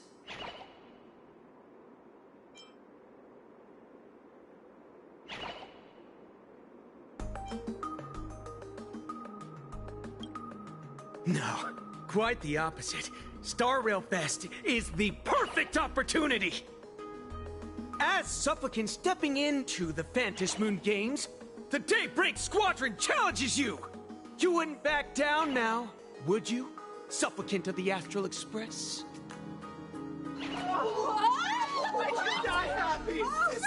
This is amazing! The Squadron is even better in person! What? This is way too sudden! These people, something's not right about them. I feel like they're way too hyped up. Even characters in action comics don't talk like this. Yeah, in comics a challenge like this is always a cover for some massive conspiracy. I've gotta fight alongside him.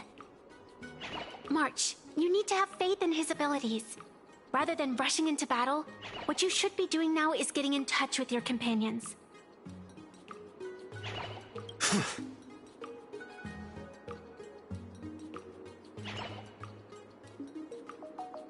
I thought the outcome of our clash at Perlux Tower was pretty clear. Boss, do we really have to do this? Gray, we've been putting on a show for long enough. Wasn't becoming a real hero what you've always wanted? We'll tear the legend of this outsider to shreds right here under the spotlight! Then everyone will see who the real heroes are! The ones who can truly protect their smiles! I accept your challenge, but do we really have to fight here? This is exactly the stage we've been waiting for! Let's do this! The Phantom Moon Games are a ceremony to bind those closest to elation. We'll show everyone the heroism of the Daybreak Warriors! That old. Don't thank me.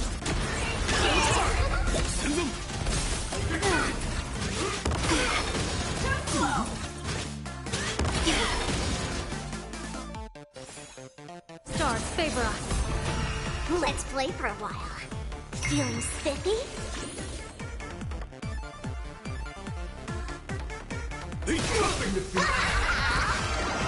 Best of luck. An explosive start. I shall Divination says this will hurt. Dragons, obey soaring above the lands. This is permanence! My strength isn't what it was. Our bodies have been transformed, so we'll be just fine. Shadow, don't thank me. Let's play. Can you find the answer?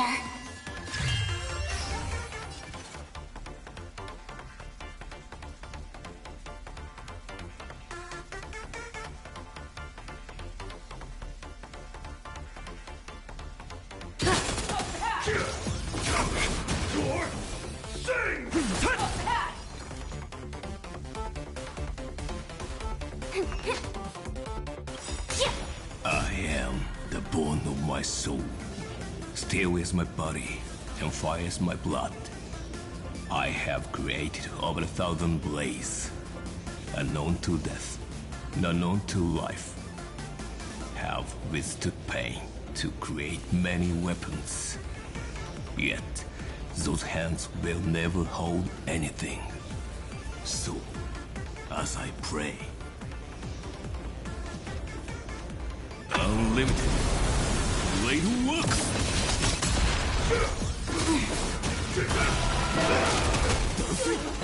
Not according to plan. You don't stand a chance against me.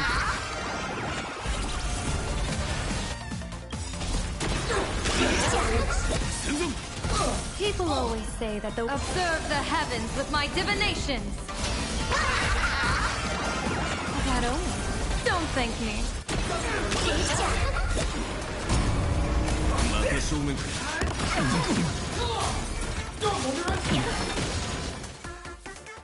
Stars favor us.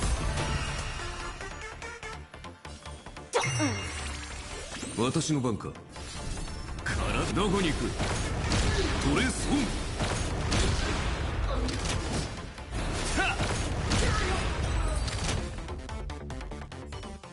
Have you calmed down now? Can we talk? Once a supplicant's challenge begins, it won't stop until one side falls. Don't get it wrong. This is just a prelude to the real showdown, witnessed by the Phantom Moon!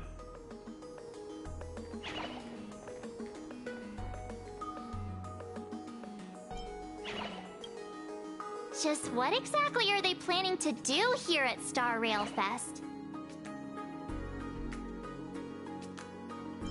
Is this the supplicant lurking beneath the surface that Pearl theorized about? But which of the 4 Daybreak Warriors is the supplicant? Well, judging from their strength, I think it might be the red one. Forget it. We should go check out what's happening outside the exhibition area.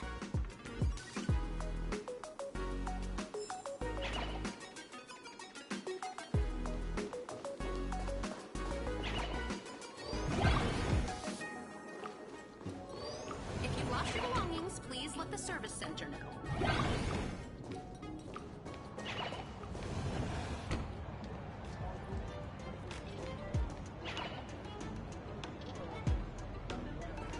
Interrupting a show for no reason. But to be honest, I wasn't dying to watch that High Cloud Squadron Assembles play anyway. So, don't tell me this whole Xianzhou story is also something Blurry made up? Funny. Can't say I'm surprised at all.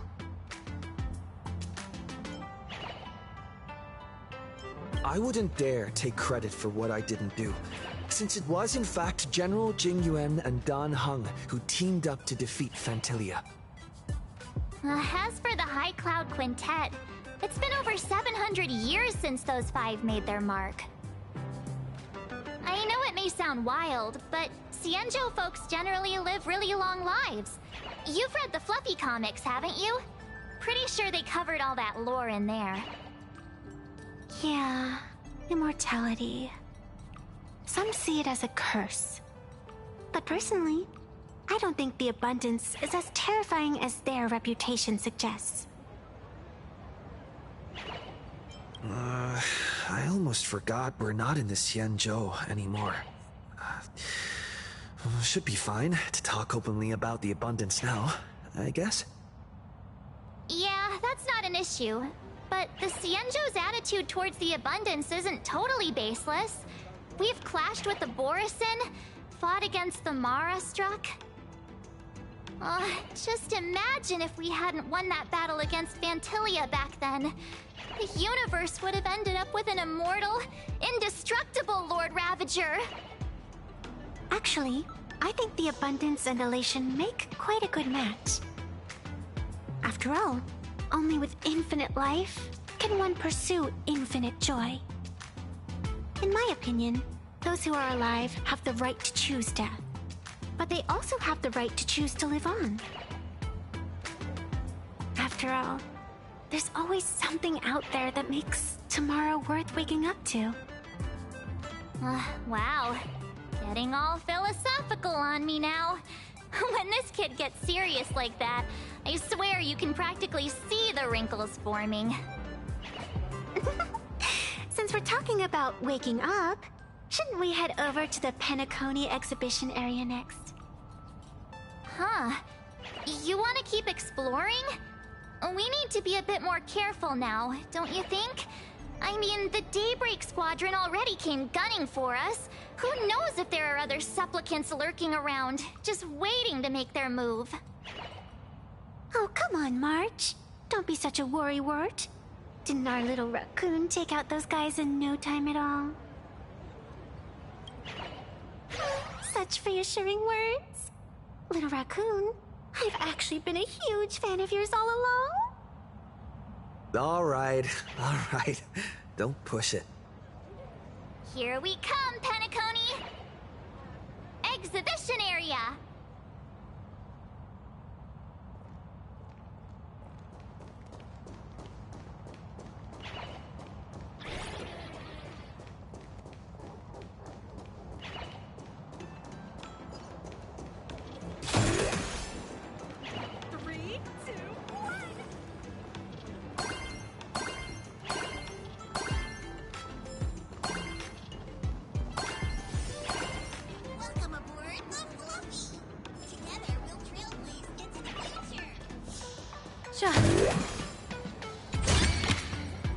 Entree here's pretty good. I've made a note of it.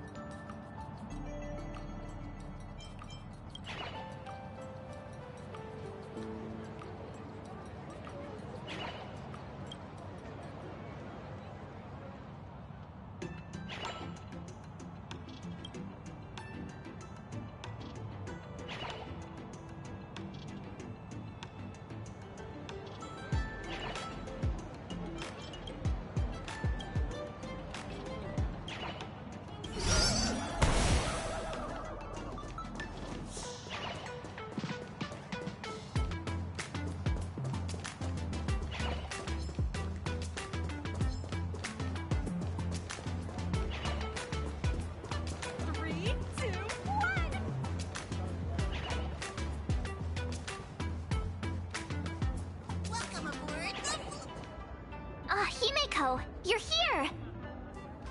Are you two all right? Welt told me to watch the live stream, and I saw the Daybreak Squadron challenging him. You did well. I bet their intention was to stir up their supporters' wish power through the challenge. If you'd hurt them recklessly, it might have pushed many supporters straight into their arms. Oh, and you are? Oh, nice to see you again. Express Navigator, Miss Himiko. Pardon my poor memory, but have we met before? Of course. I've seen you in the news more than once. It's such an honor to meet you. This is Evanescia. I think she's a student from Graphia Academy. We ran into her at this expo, and she's a huge fan of both the Fluffy and the Express. Huh? So that girl you saw in the Phantasmoon courtyard, it was her? Well, wait a second. She made you a mask? So, you're telling me Nessia isn't just a normal girl? Who exactly is she?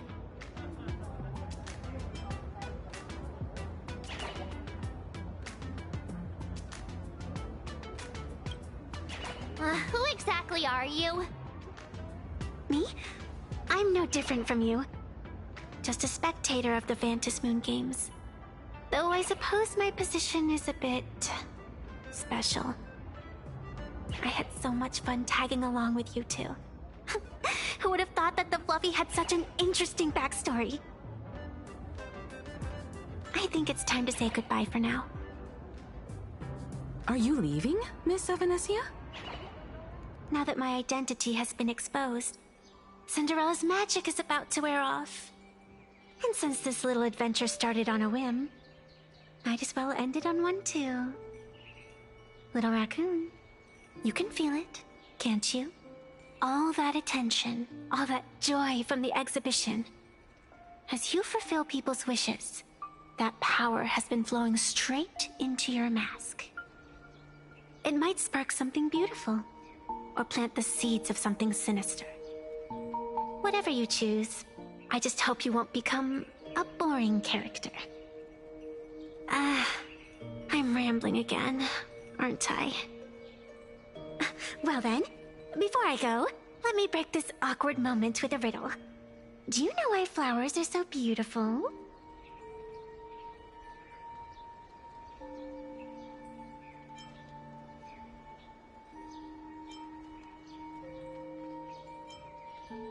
You're quite the romantic, aren't you?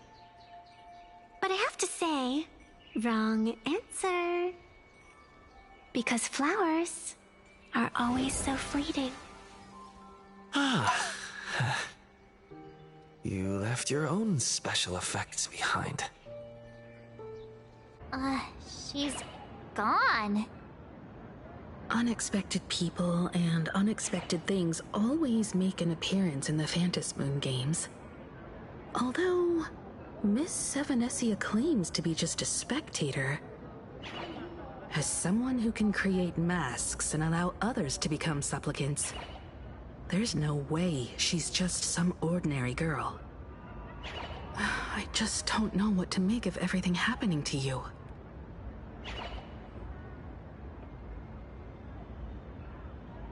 All right. Time for us to head out. Where to? Let's continue forward to the next stop. The Penacony exhibition area.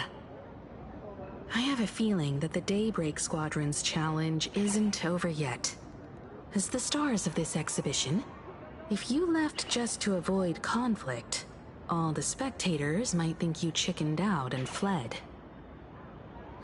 Darn it!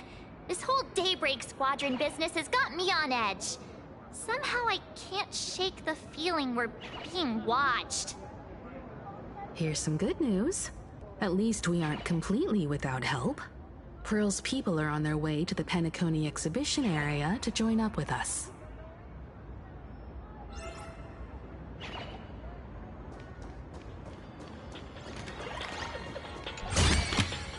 The Surprises sure go hand in hand with you.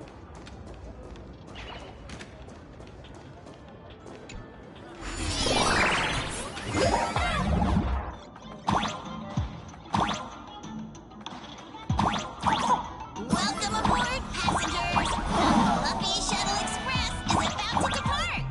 Next stop, Penacony Exhibition Area.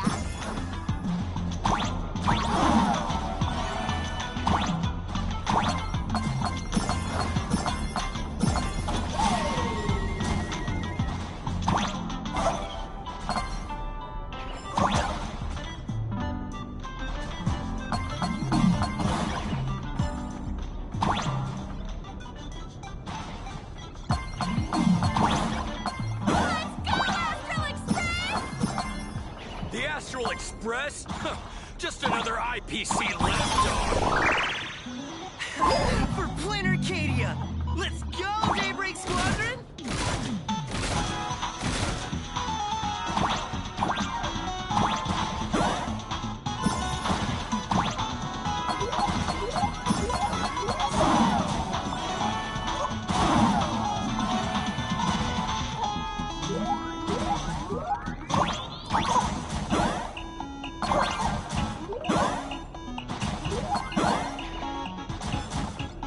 We're approaching the Penacony Exhibition Area.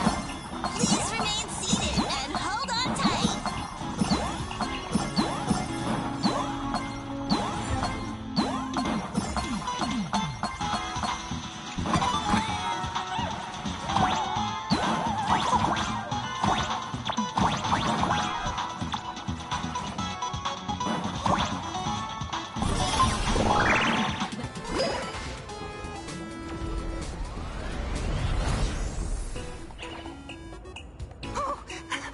Would I get run over by the Express if I lay down on the tracks?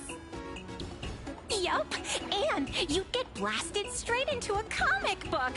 Who knows? Maybe you'll be reborn as some superhero or something? That's what I call true happiness! It's hard to believe they recreated the scene where the Express crashes into the Great Septimus. All the previous exhibitions were so hilarious, but they really nailed the Great Septimus part.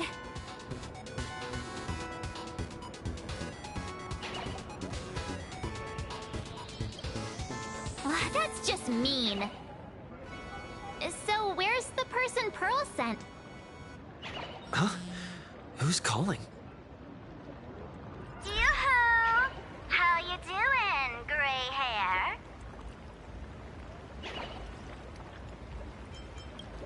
I'm not giving the mask back to you. Get over it.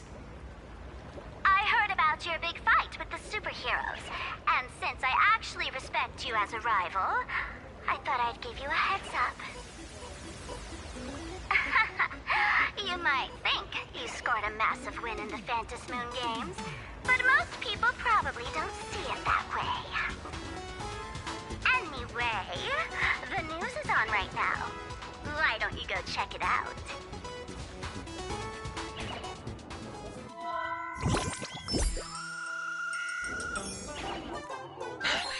Just moments ago, an extremely violent incident broke out at the ongoing Star Railfest exhibition venue.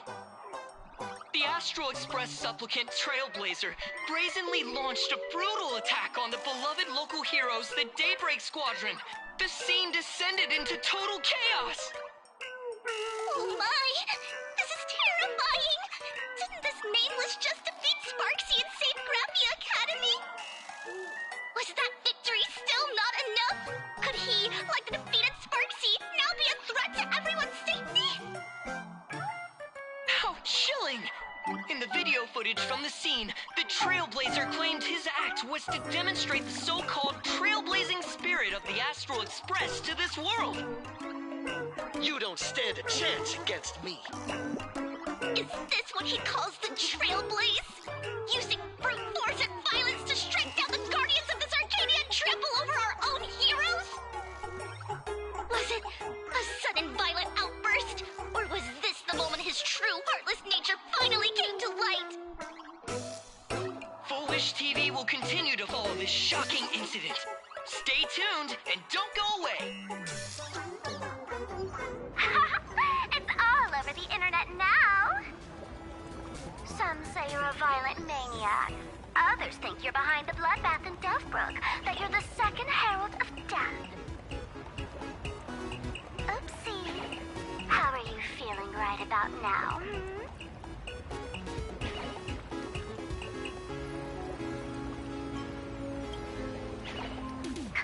Of course, someone's definitely pulling strings behind the scenes and stirring up drama. As a top streamer in this field, Sparksicle can spot these tricks from a mile away. Oh, right. Didn't you also do a TV news interview?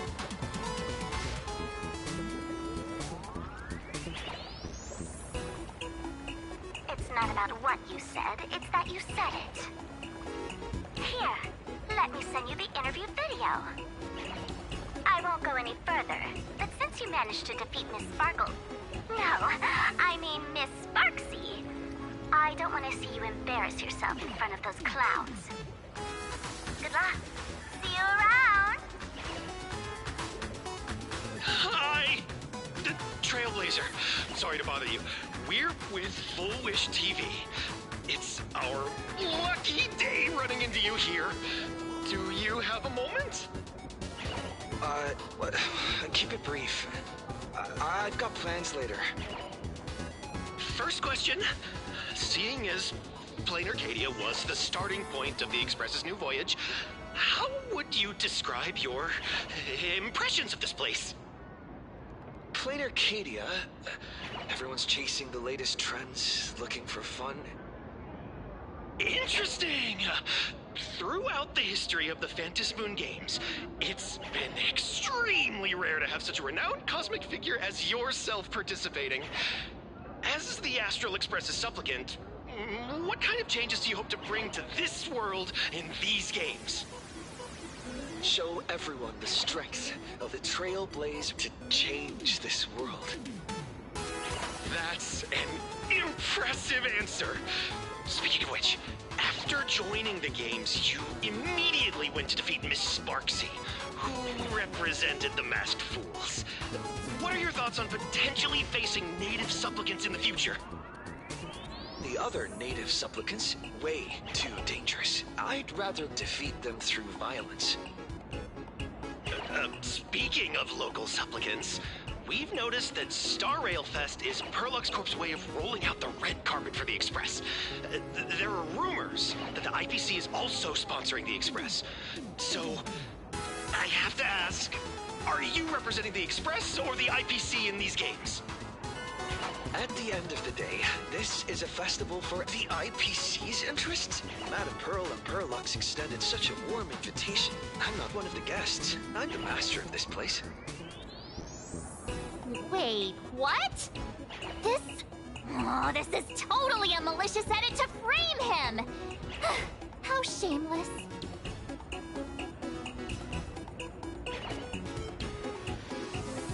Over these 15 years, the nature of competition in the Phantasmoon games has evolved.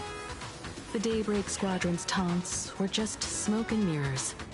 The real game is being played in the shadows, where our opponents have mastered the art of weaponizing public opinion. Come to think of it, it's only natural. After all, the true stars of the games were never the supplicants on stage, but rather the audience, whose gazes they command. Indeed. The audience is all fired up, waiting to see you work your magic, kid. But you know what? I bet what they really want to see, deep down, is the Daybreak Squadron taking the Astral Express down a peg or two. Oh, well. If it isn't the folks from the Astral Express. Fancy meeting you again. This storm online is several times more intense than the day you stopped SparksyCon. Miss Kuchiba, you've seen all this fake news too, right?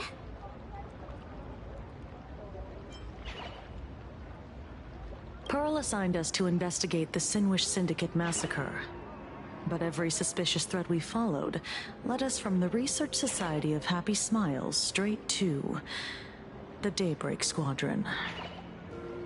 And then there's the one pulling the strings behind the scenes. Full Wish. Full Wish? Oh, you know that name.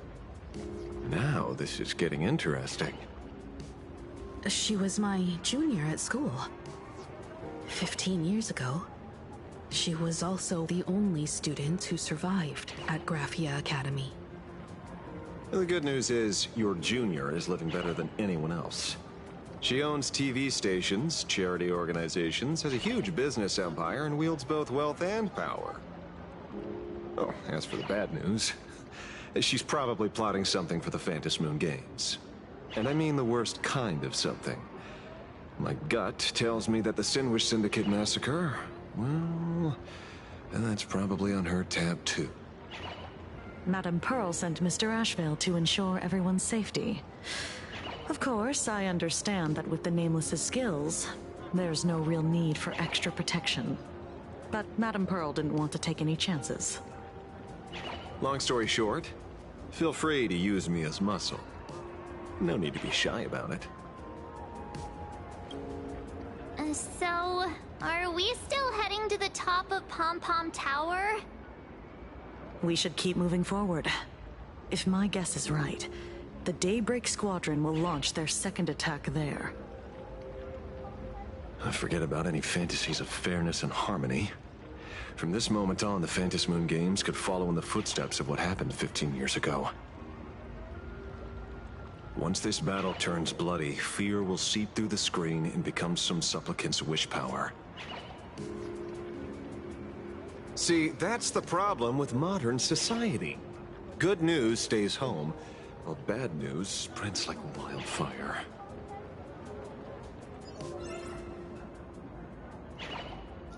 Alright, that's it for me for now. I will see you on the next installment. Thanks for watching. Until next time, take care.